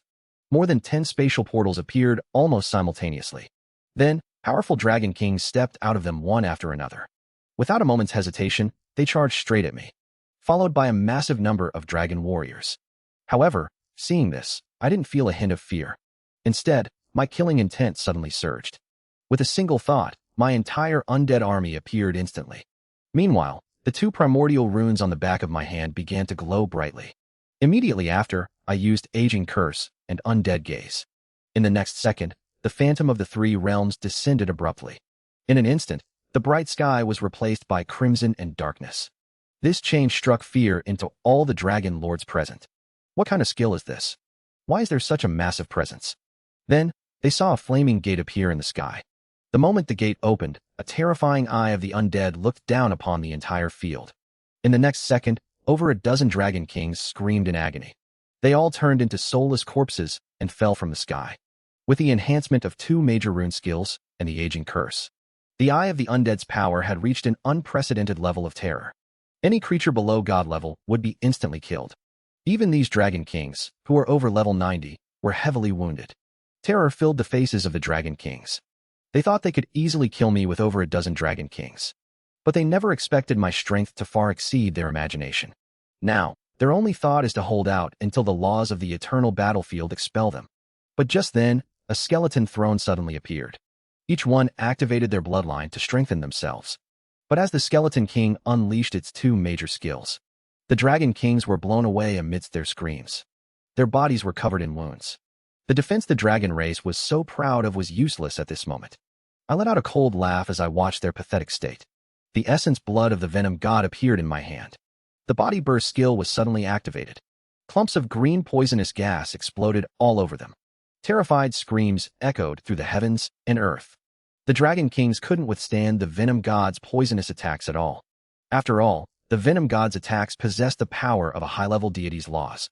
They could only watch helplessly as their bodies were completely corroded by the venom, leaving behind 13 dragon crystals on the ground. To my surprise, one of them was actually a mid-grade dragon crystal. The other 12 were all low-grade dragon crystals, and the energy it contains is significantly greater than that of a low-grade crystal. I immediately took out the Scepter of Creation and absorbed all the dragon crystals. This energy restored the life core within to about 60%. Suddenly, the scepter of creation erupted with the aura of laws. It was the law of life. It's also one of the hallmarks of a mythic-grade weapon. No wonder those terrifying experts once destroyed an entire small world just to get their hands on it. Besides the monarch's scepter being enhanced, my military badge also underwent a change. Not only did the previously illusory 4th golden star fully emerge, but even the 5th golden star became completely materialized. I only need to slay 13 more Dragon Kings or Demon Kings to become a 6-star Divine General. At this moment, a light of leveling up rose from my body. Once finished, I immediately activated the Dragon Scale Antares gave me, along with the distortion of space. The Dragon Scale instantly transported me from the meteor continent back to the upper space. Antares looked surprised when he saw me return. You've killed quite a few dragons again. I brushed off my sleeves and replied calmly. I was ambushed by the dragon race while leaving the dungeon, but I killed them all in return. As I spoke, I took 3 Dragon Balls from my storage space and handed them to it. But upon seeing one of the Dragon Balls, Antares' eyes were filled with disbelief. This is... Antares' emotions were getting a bit out of control. Then, I repeated the dragon god's exact words to it. Hearing this, Antares let out a world-shaking dragon roar. The entire eternal battlefield shook from the sound. All the monsters and world bosses inside were trembling in fear. After a few minutes, Antares finally calmed down. However, a tear faintly appeared at the corner of its eye. To hide its state, Antares quickly asked what I wanted to know. As a reward for getting the Dragon Balls back, it could answer any question I had. So, I asked it the question that had been troubling me for a long time. That was why the dragons I saw in the Dragon King Palace were different from the dragons of this world. Hearing this, Antares gave a slight smile. It said the so-called dragon race we speak of is actually nothing to them. The true dragon race's highest status is the dragon god. It possesses the ancestral dragon bloodline, and it has awakened that bloodline to an extremely high level. At this point, Antares let out a cold laugh. As for the dragons of this world, this caused those monsters to mutate, inheriting a trace of pure-blooded dragon blood. That's why they call themselves the dragon race. And the so-called dragon emperor just has slightly purer blood. But it can never reach the level of a transcendent god in its lifetime. After all, its bloodline limits it. Antares, who possesses the ancestral dragon bloodline, never expected that a mere level 70 human could unexpectedly obtain the dragon race's most precious treasures. I even completed the final fusion with my soul. It turns out that just now, I learned the origin of the dragon race from Antares. The dragons in this world are actually pseudo-dragons, not even as good as sub-dragons. Then, I took out the crystal stone rewarded by the dragon god. Antares' eyes widened instantly upon seeing the crystal. I didn't expect that old guy would actually give it all to you. Seeing Antares' reaction, I knew this crystal wasn't an ordinary item. But the dragon god hadn't told me its specific function. Then, Antares continued. He said that dragon soul crystals are extremely difficult to create, and there aren't many of them even among the dragon race. The liquid inside is called dragon soul fluid, which is formed by the convergence of the dragon race's soul power. It can enhance the level of one's soul. These contain a vast amount of laws. Long-term contact with a dragon crystal can make comprehending laws much easier. He also mentioned that the liquid in this crystal is 7-colored dragon soul fluid. It seemed the old guy really thought highly of me. Antares explained that dragon soul crystals vary in quality, and the difference in their effects is huge. The lowest quality crystals contain 3-colored fluid, with soul power derived from mixed blood dragons. These have the worst effect. Better ones are 5-colored. As for the peak 9-colored dragon soul crystals, Antares said they are never given away. However, while the old guy wasn't willing to give up the best one, Antares decided he would give it to me anyway. As he spoke, he spat out a breath of dragon breath to wrap around the dragon soul crystal. Half an hour later, the original 7-colored crystal actually turned into an 8-colored one. Seeing this, I was secretly shocked. Antares actually used his own soul power to forcefully upgrade the quality of the crystal. This shows that Antares must also possess the ancestral dragon bloodline. Otherwise, it would have been impossible to upgrade the dragon soul liquid inside to 8 colors. But it didn't end there. Taking this opportunity, I began replenishing the number of skeletons in my undead legion. Since reaching level 72, my number of lich generals has reached 52. The size of each undead legion also increased from 2,600 to 2,800. On average, the number of each unit type reached 36,400. But Antares spent 3 whole days transforming the dragon soul crystal. At this moment, the appearance of the crystal had undergone a subtle change. It seemed to have become even more vibrant. The dragon soul liquid inside also changed from 8 colors to 9. The soul power was several times more concentrated than before. After finishing, Antares acted as if he had just done something trivial. "Kid, you are the second person to obtain a 9-colored dragon soul crystal." I was slightly stunned by his words. Antares immediately explained, "A long time ago, I gave one away. I can't remember the details clearly anymore. So I asked him how to use it. The usage is simple. Use your soul to leave your own imprint on it. Then just store it within your soul." Following Antares' method, I tried to use my soul power to connect with the 9-colored dragon soul crystal. Suddenly, a sharp pain shot through my soul. I couldn't help but tremble all over. Even though my soul had undergone the tempering of the Mylan fire, and my tolerance for soul pain had increased significantly, it still hurt so much that I was grimacing and gasping for air. I could clearly sense dense dragon scales covering the 9-colored dragon soul crystal. These scales were stabbing into my soul like knives. Just then, Antares' voice rang in my ears. "Can you feel it? Actually, dragon scales are one of the weapons of our dragon race. For any pure-blooded dragon, every single scale is superior to so-called mythical-grade weapons. As long as you can hold on until the end, your soul will gain unimaginable benefits." Hearing this, my expression became incredibly determined. I immediately released an even greater amount of soul power to cover the entire 9-colored dragon soul crystal. But at the same time, my soul suffered even more intense damage. However, I still relied on my willpower to endure until the end. The crystal turned into a streak of light and surged into my body. The next second, it appeared within my mental world. Then, it transformed into a divine dragon, circling and swimming around my soul. And from time to time, it would exhale massive amounts of soul power from its mouth. It instantly replenished the soul power I had just lost. I even felt my soul become slightly stronger than before. I realized this was the benefit Antares had mentioned. Every time the 9-colored dragon soul crystal, in its divine dragon form, exhaled dragon breath. Instead, I could feel a profound, mysterious law power. But with my current abilities, I still couldn't comprehend this power. I'll need to increase my level before I can truly grasp it. By then, Antares had already noticed the change in me. "Feels good, doesn't it?" The 9-colored dragon soul crystal is the dragon race's most top-tier treasure. It's far beyond even a mythical-grade weapon. Even among the dragon race, very few are qualified to obtain it. You kid really scored a massive bargain. Once your soul is strong enough, you'll be able to comprehend the laws. As he said this, Antares let out a yawn. Antares is going back to sleep now. You can get lost and head back to the lower space to keep searching for the primordial secret realm. After speaking, he immediately opened a space-time tunnel to send me back to the meteor continent. I had only fought a battle with a mysterious species in the lower space, but it ended up shaking every professional in the eternal battlefield.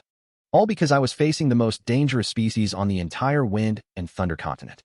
Even top-tier teams filled with half-step god-level experts wouldn't dare to engage them. Yet, I took on the entire wind and flower swarm all by myself. As it turns out, after Antares sent me back to the lower space, he looked at the dragon pearl in his hand and muttered to himself, "That old man. He's abandoned me here for tens of thousands of years, and he still refuses to give an explanation. Does he think giving me this inheritance dragon pearl will earn him forgiveness?" As he spoke, Antares' voice gradually became sharper. "Once I get out, I will definitely raid the ancestral land. Even if I have to drown the ancestral land in dragon blood, I won't hesitate. Meanwhile, I have already arrived at the wind and thunder continent, but I found myself in the middle of a swarm of windflower monsters. Their numbers even exceeded 100,000. You see, windflowers have a specific trait. As long as their number exceeds 1,000, a boss will inevitably be born among them. And this boss is different from other monsters. When the swarm exceeds 10,000, it evolves from an ordinary boss into a world-class boss. As the number of windflowers increases, the level of the boss also grows accordingly. According to the records in the ancient Xinxia city, the largest known windflower swarm exceeded 600,000. That entire swarm contained over 8 world-class bosses, and every single one was over level 85. Such a force is almost invincible on the wind-thunder continent, unless a god-level powerhouse takes action personally. Otherwise, even a half-step god-level expert would have no choice but to flee in terror. However, seeing this, I didn't feel even a hint of fear. With a light tap of my finger, the aging curse descended abruptly. Then, with a thought, I summoned my entire undead legion. A massive army of 140,000 skeletons swarmed forward like locusts. These windflower monsters fell one after another like stalks of straw. My experience points began to increase rapidly. Just then, a massive aura wafted from deep within the windflower swarm. And it wasn't just one group. Looking out, I saw 6 massive bosses charging straight towards me. Their bodies were incredibly huge. Their petals struck the surrounding undead army like giant palms. The massive force sent the skeletons in front of them flying. Seeing this, I flicked my finger and cast a detection spell on them. I discovered they were all level 86 world-class bosses. Their total attributes reached as high as 6.6 million. Not only did they have 3 skills, but they also came with 5 powerful traits. No wonder the undead army struggled to resist their attacks. Even the strongest Dullahan couldn't contend with them. Even though they were striking the skeletons still couldn't get close to them. Furthermore, their whirlwind armor could even block the skills of a skeleton archmage. I realized that using an undead legion to deal with them just wasn't enough. After all, the level gap was clearly there. So with a thought, 50,000 skeletons instantly vanished from the battlefield. Immediately after, a skeleton throne descended. The skeleton king on the throne slowly rose. The reason I didn't use all my skeletons to summon the skeleton king was due to my own level restrictions. In that case, it would be better to use the remaining skeletons to deal with ordinary windflowers. The 6 windflower bosses instantly sensed a fatal danger. Skill, Godslayer. The skeleton king raised his long sword and swung it fiercely. Terrifying sword light flashed through the air. Using it against these level 86 world-class bosses is complete overkill. Even though the windflower bosses have the whirlwind armor trait, they still had massive amounts of petals sliced away by my blade. They began to let out faint cries of pain. But before they could even attempt to counterattack, I slowly raised my hand to activate my skill, Undead Gaze. In an instant, the undead power swept across the world. Countless wind flowers perished silently. The 6 bosses trembled all at once. The fatal soul attack left them in a half-dead state. All it would take is one more strike from the Skeleton King to finish them off. A blood moon suddenly appeared in the sky.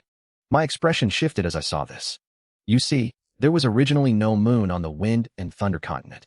Could this entire spectacle be caused by that skill? All 6 bosses and every single windflower began blooming toward the blood moon, as if they were performing a pilgrimage. This is the legendary ultimate skill of the windflowers. It's a skill that requires the combined strength of world bosses from a super windflower swarm to cast. Could it be a god-level being returning from the deep space? Many practitioners across the Wind and Thunder continent could see the blood moon in the sky. They all looked shocked. Its appearances in history have been few and far between, but no one has ever known its true power, because without exception, everyone who witnessed it perished. At this moment, the 6 windflower bosses and all the windflowers had disappeared. Then, a brand new, massive windflower appeared within the blood moon. Its aura far exceeded the previous bosses. I immediately cast a detection spell on it. With its vitality and attack power both greatly increased, I found its attributes had already reached god level. Here it comes. I had merely wiped out the strongest creatures of the Wind Thunder continent, but unexpectedly unlocked the inheritance of a high-level deity and obtained a mythic-grade weapon. It turns out that just as the Skeleton King was crushing the windflower bosses with absolute dominance, the 6 bosses suddenly merged into one, eventually evolving into a god-level windflower at level 90. Creatures within several thousand meters began to tremble. My heart trembled at the sight. Normally, creatures exceeding level 90 would be expelled by the laws of the lower space. But this monster was completely unaffected. It could even wield god-level power without any restraint. They wouldn't be able to fight for long. But unfortunately, it ran into me. I already have quite a few god-level items in my hands. Moreover, it was just a boss that had only just reached the god-level threshold. So, naturally, I didn't take it seriously. I was even wondering what kind of good loot it would drop upon death. But at that moment, I suddenly sensed the power of laws from the blood moon. How strange. The power of laws is a power that only high-level gods can master. Then there's only one possibility. But even so, I still believe my undead army could handle it. Then, the Skeleton King led the charge. Suddenly, petals began to fall from the boss's body. Then, under the light of the blood moon, these petals multiplied exponentially. In an instant, they wove a massive net in the air, enveloping both the Skeleton King and the entire undead legion. Seeing this, I had a bad feeling. I clearly felt a trace of law power flowing from the blood moon into the petals. A massive and terrifying devouring force grew from within the petals. Immediately after, a violent explosion occurred. The entire undead legion was engulfed by the explosion. The skeletons began to dissipate at an alarming rate. In the face of the loss, whether it was the collective defense of the Headless Riders, or even the Skeleton King's absolute defense, it was all useless. In less than 2 seconds, the entire undead army was wiped out. Fortunately, my talent skill allowed them all to respawn within the summoning space. To completely destroy them, I would need to kill them 5 times within 1 minute. Otherwise, the undead legion would be an immortal, indestructible force. With a thought, the undead legion appeared once again.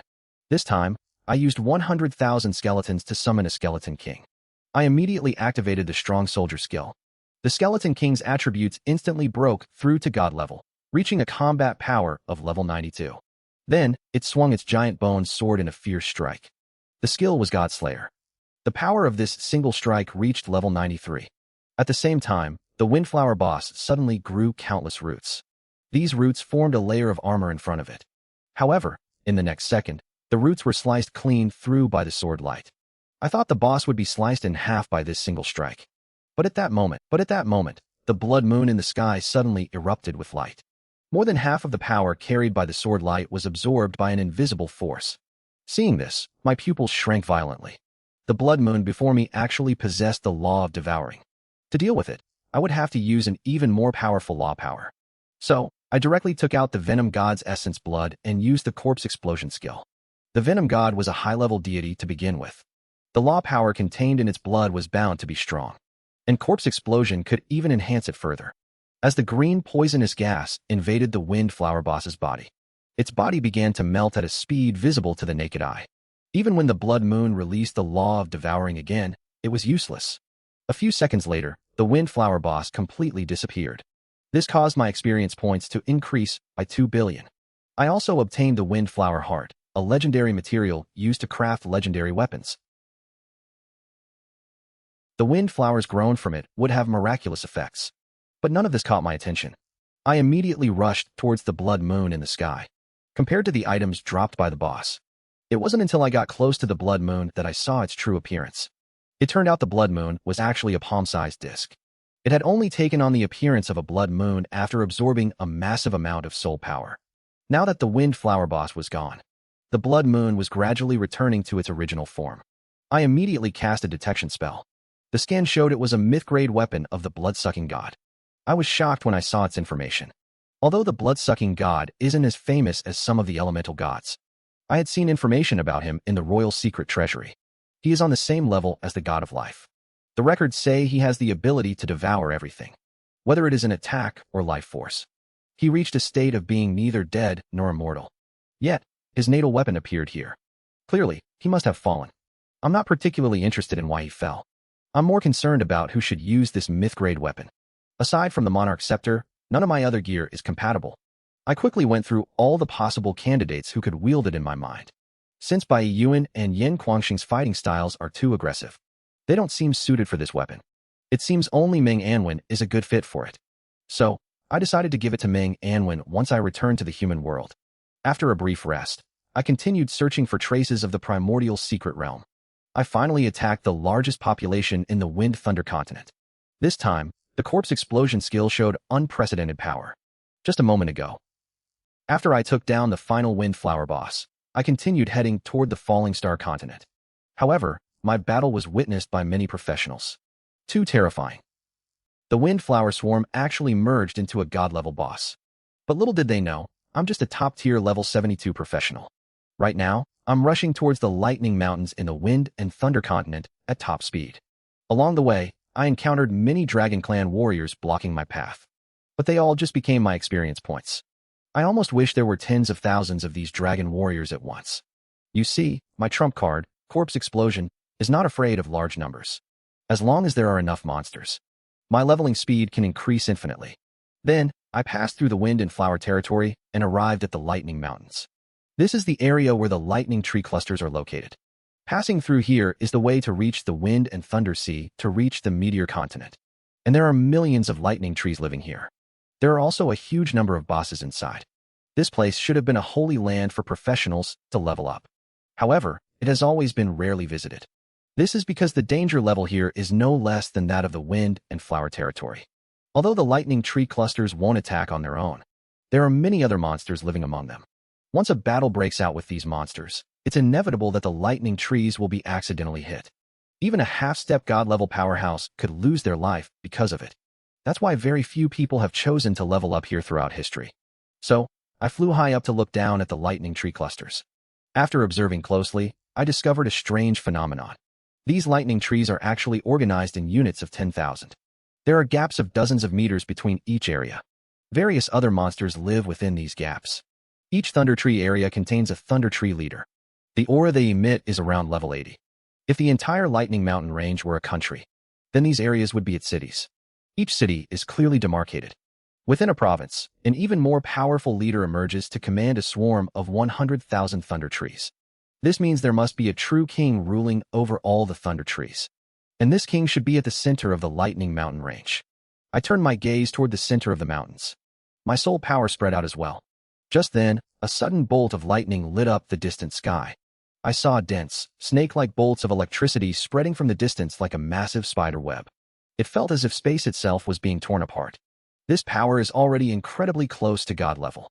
After spreading hundreds of miles through the air, the lightning crashed down with a roar. Amidst the flashes, I saw a colossal thunder tree. It was located at the very peak of the mountain range. Clearly, it was the king of all thunder trees. Then spread down into the ground. My eyes narrowed at the sight. Is there something strange happening underground? Ever since I saw the structure of these thunder tree groups, I've had this strange sensation.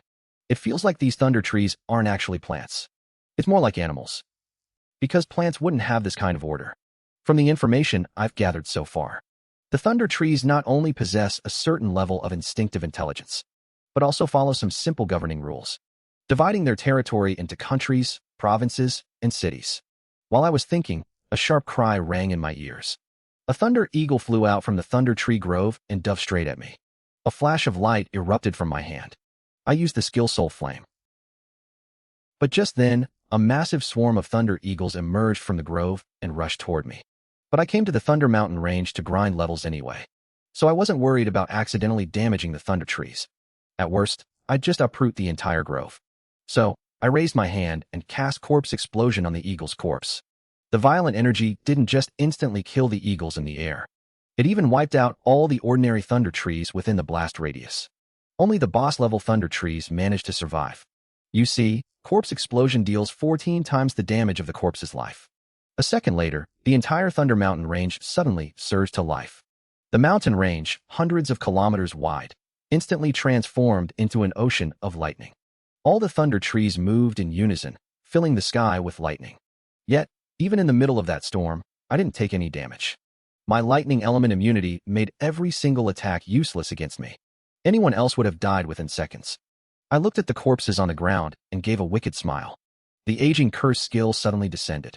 Then, I released the Corpse Explosion skill. A second later, a series of continuous explosions rang out. A powerful shockwave swept across the entire battlefield. A few seconds after the explosion, my level jumped directly from 72 to 73. Looking around, the ground was littered with thunder tree corpses. Even some ordinary bosses were instantly killed by the blast. Only a few world-class bosses managed to survive. At least 100,000 thunder trees were killed in this single strike. Once again, I experienced the thrill of the Corpse Explosion skill. However, the remaining thunder tree corpses were enough to deal with the remaining leaders. One after another. I no longer needed to be close to enemies to cast it. This greatly enhanced my ability to fight in large-scale battles.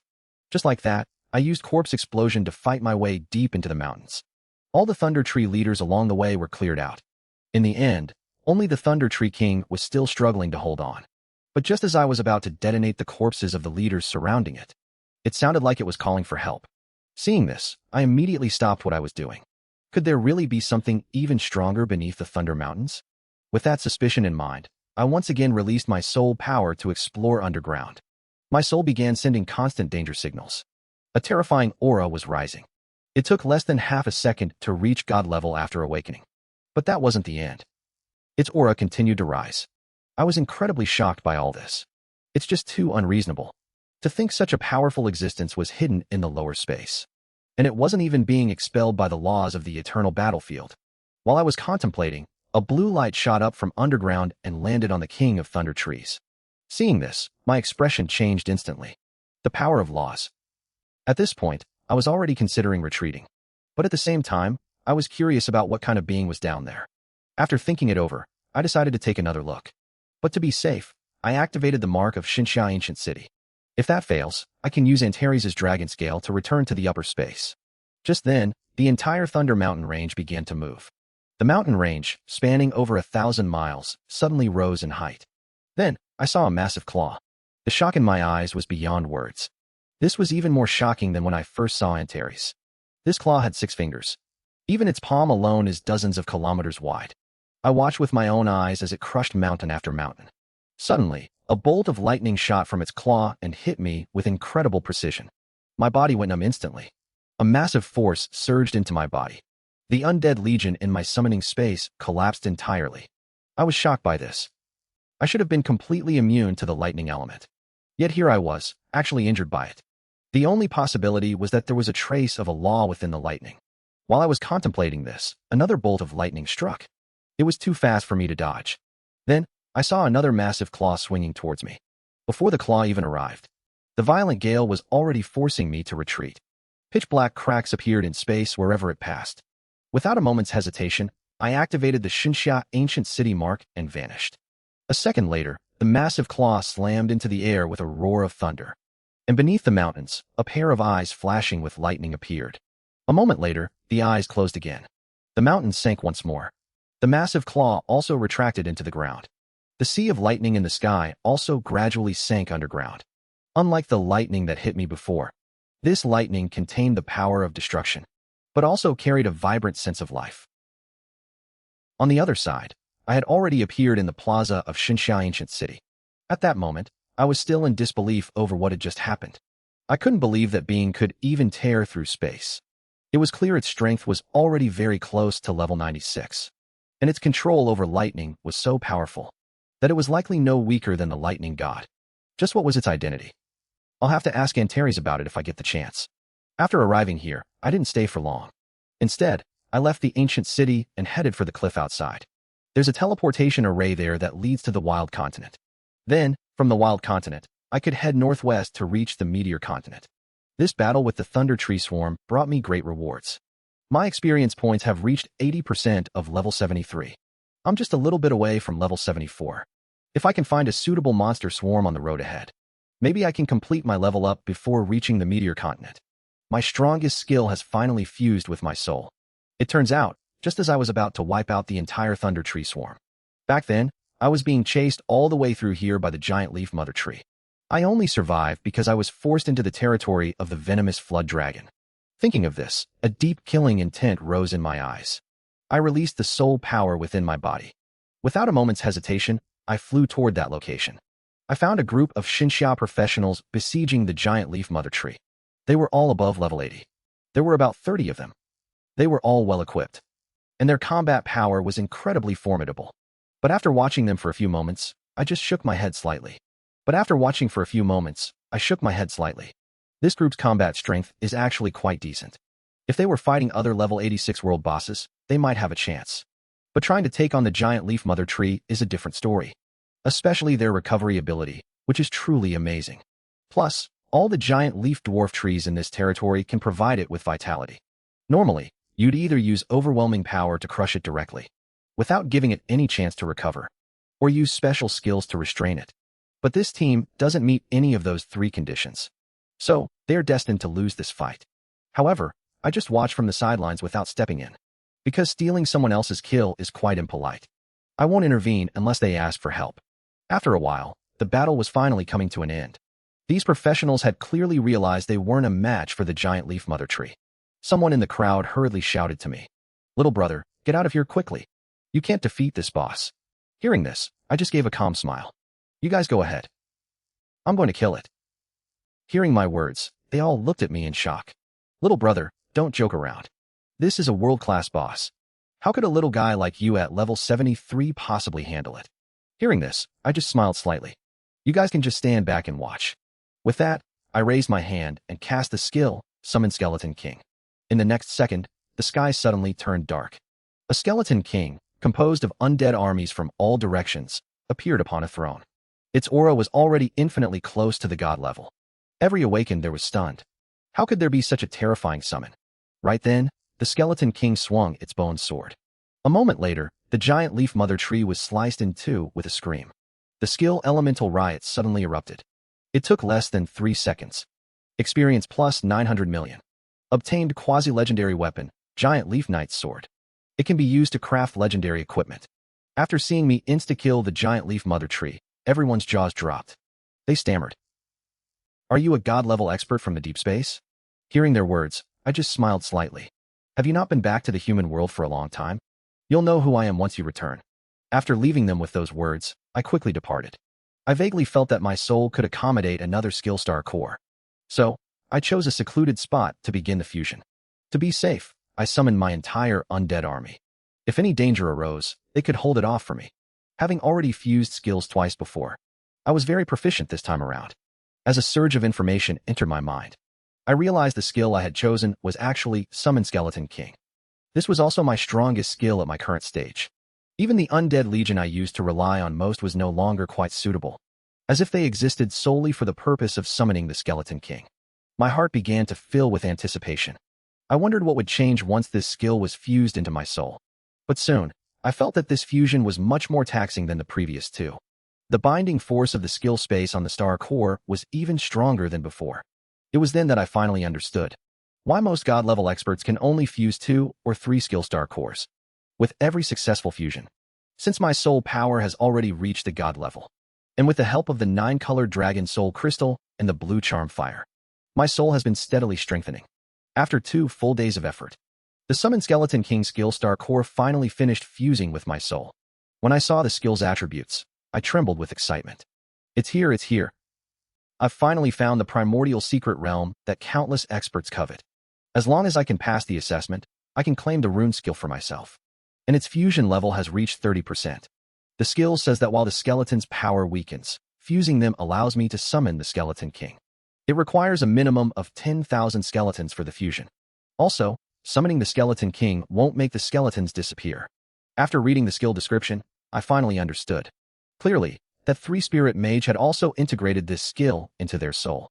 This change in the skill has significantly boosted my combat power. I no longer have to worry about how many skeletons I need to allocate to summon the Skeleton King. With a thought, I summoned my entire undead legion. Suddenly, the entire sky darkened. I could clearly feel that this skill had undergone some changes.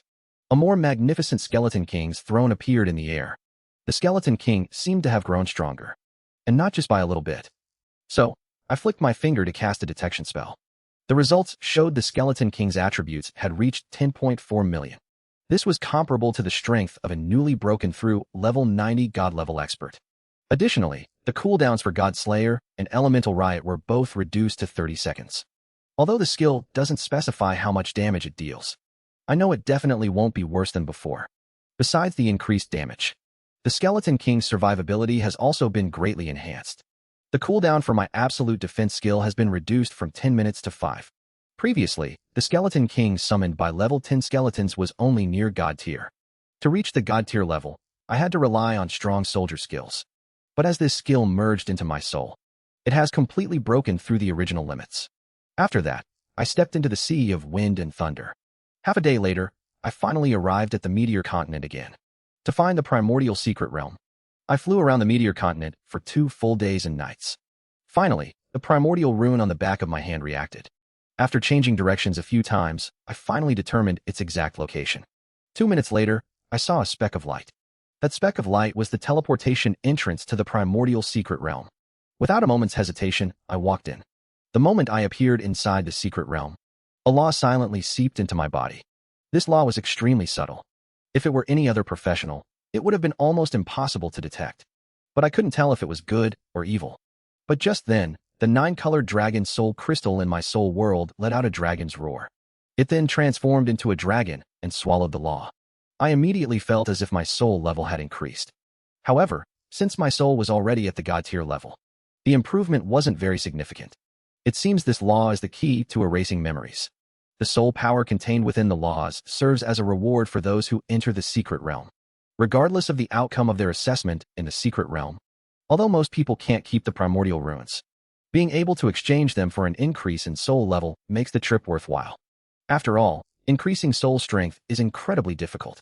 As for those who pass the assessment, their memories of the secret realm won't be erased. Could there be some kind of taboo? Since I possess the dragon race's treasure, the 9-colored dragon soul crystal, I want to see exactly what this primordial secret realm is hiding. Suddenly, I find myself in the cosmic starry sky. Countless star worlds flash past my eyes. Terrifyingly powerful beings appear within the starry sky. Even though it's just an illusion, I can clearly feel that if these experts wanted to kill me, they wouldn't even need to lift a finger. Then I noticed tens of millions of experts were actually joining forces. Every single one of them looked tense, as if they were waiting for something. It wasn't until a figure appeared in the depths of the starry sky that these invincible experts released a surging killing intent. An old man in green appeared in my vision. He was riding a green ox, walking slowly through the starry sky. He spoke of how doing nothing can achieve everything, and how the highest good benefits all things without competing. The Tao produces one, and three produces all things. The sound of chanting echoed in my ears. A vast purple aura surged from the old man. In the blink of an eye, he was already sweeping across the starry sky. Wherever he passed, those invincible experts were silently eliminated. The old man didn't even spare them a single glance. I was incredibly shocked by this sight. But my shock didn't stop there. It was more about the words I heard. The old man was actually reciting the Tao Te Ching. I was only participating in the exclusive assessment of the primordial secret realm. Not only were my own attributes improved, but even the duration of my rune skills was increased. Recalling that the primordial runes I obtained were Chinese characters, I became even more convinced that this place is connected to ancient China. And this old man in green might very well be lousy. One question after another made my head spin. I never imagined I would encounter something like this. Just then, two glowing characters appeared in the starry sky. These two characters were the two primordial runes I had mastered. The characters contained incredibly powerful laws. Immediately after, the rune on the back of my hand began to resonate with it. The next second, these two ancient and vast characters shattered before me. They turned into countless specks of light that drilled into my body. This time, the 9-colored dragon soul crystal in my soul didn't react at all. This meant these specks of light weren't a threat to me. But in the blink of an eye, everything around me underwent a world-shaking change. The old man in green from before had already vanished. In my field of vision, a large number of dark shadows with auras similar to mine appeared. Before I could figure out what was going on, they charged at me with weapons in hand. There were as many as 1,000 of them, and I was all alone. But I didn't panic because of this. I'm long used to situations like this. However, just as I was about to summon my undead legion to fight, I discovered that my skills seemed to be sealed by some invisible force. So, I turned my attention to the rune skills on the back of my hand. After trying to activate them, I found they actually worked. Clearly, in this space, besides the mastered rune skills. So, I decisively activated the power gathering skill. Not only can it inherit all the skills of the summon, but it can also fuse some of the summon's attributes for my own use. But what worries me right now is whether the rune skills will last long enough. After all, with my area of effect skills rendered useless, 5 minutes probably won't be nearly enough to deal with the enemies before me. However, before I could come up with a plan, I discovered another major problem. My current 4 main attributes are only 1 million. Back then, even without using my power gathering skill, just with the bonus from the Monarch Scepter, my highest mental attribute should have been over 2 million. Fortunately, I inherited skills from the undead army. So, I first used the nation strengthening skill from the Lich General. In an instant, all my attributes increased by 70%. All my attributes reached 1.7 million. The boost to my attack speed was especially noticeable. Then, I activated the Headless Rider's charge skill and threw a punch at a shadow. The charge skill can deal an attack equal to 5 times my strength. With a loud boom, the shadow couldn't withstand the force and exploded on the spot. The greatsword it was holding fell into my hands. I swung the 1,000-pound greatsword effortlessly with one hand. The blade swept through the crowd of shadows. The sound of clashing weapons rang out continuously. Shadows kept falling from the sky. At the same time, I felt waves of energy entering my body. But I didn't have time to figure out what it was. The shadows with ranged attacks began to target me. A barrage of arrows and spells flew toward me like raindrops. Without the protection of the bone armor, I had no choice but to keep dodging. But constant dodging allowed more and more shadows to surround me. My maneuvering space was getting smaller and smaller. So, I decided to release the Skeleton Archmage skill, Elemental Riot. It launched an indiscriminate attack on everything within 100 meters. Colorful elements exploded with a roar. Plus, I kept swinging my sword to deliver finishing blows. At the same time, I suddenly discovered that every time I killed a shadow, a mysterious aura would enter my body. Slowly, not a single shadow remained in my sight. By this time, the 5 minutes had already passed. But I found that the effect of my power-gathering skill was actually still active. I suspect it has something to do with those shadows from before.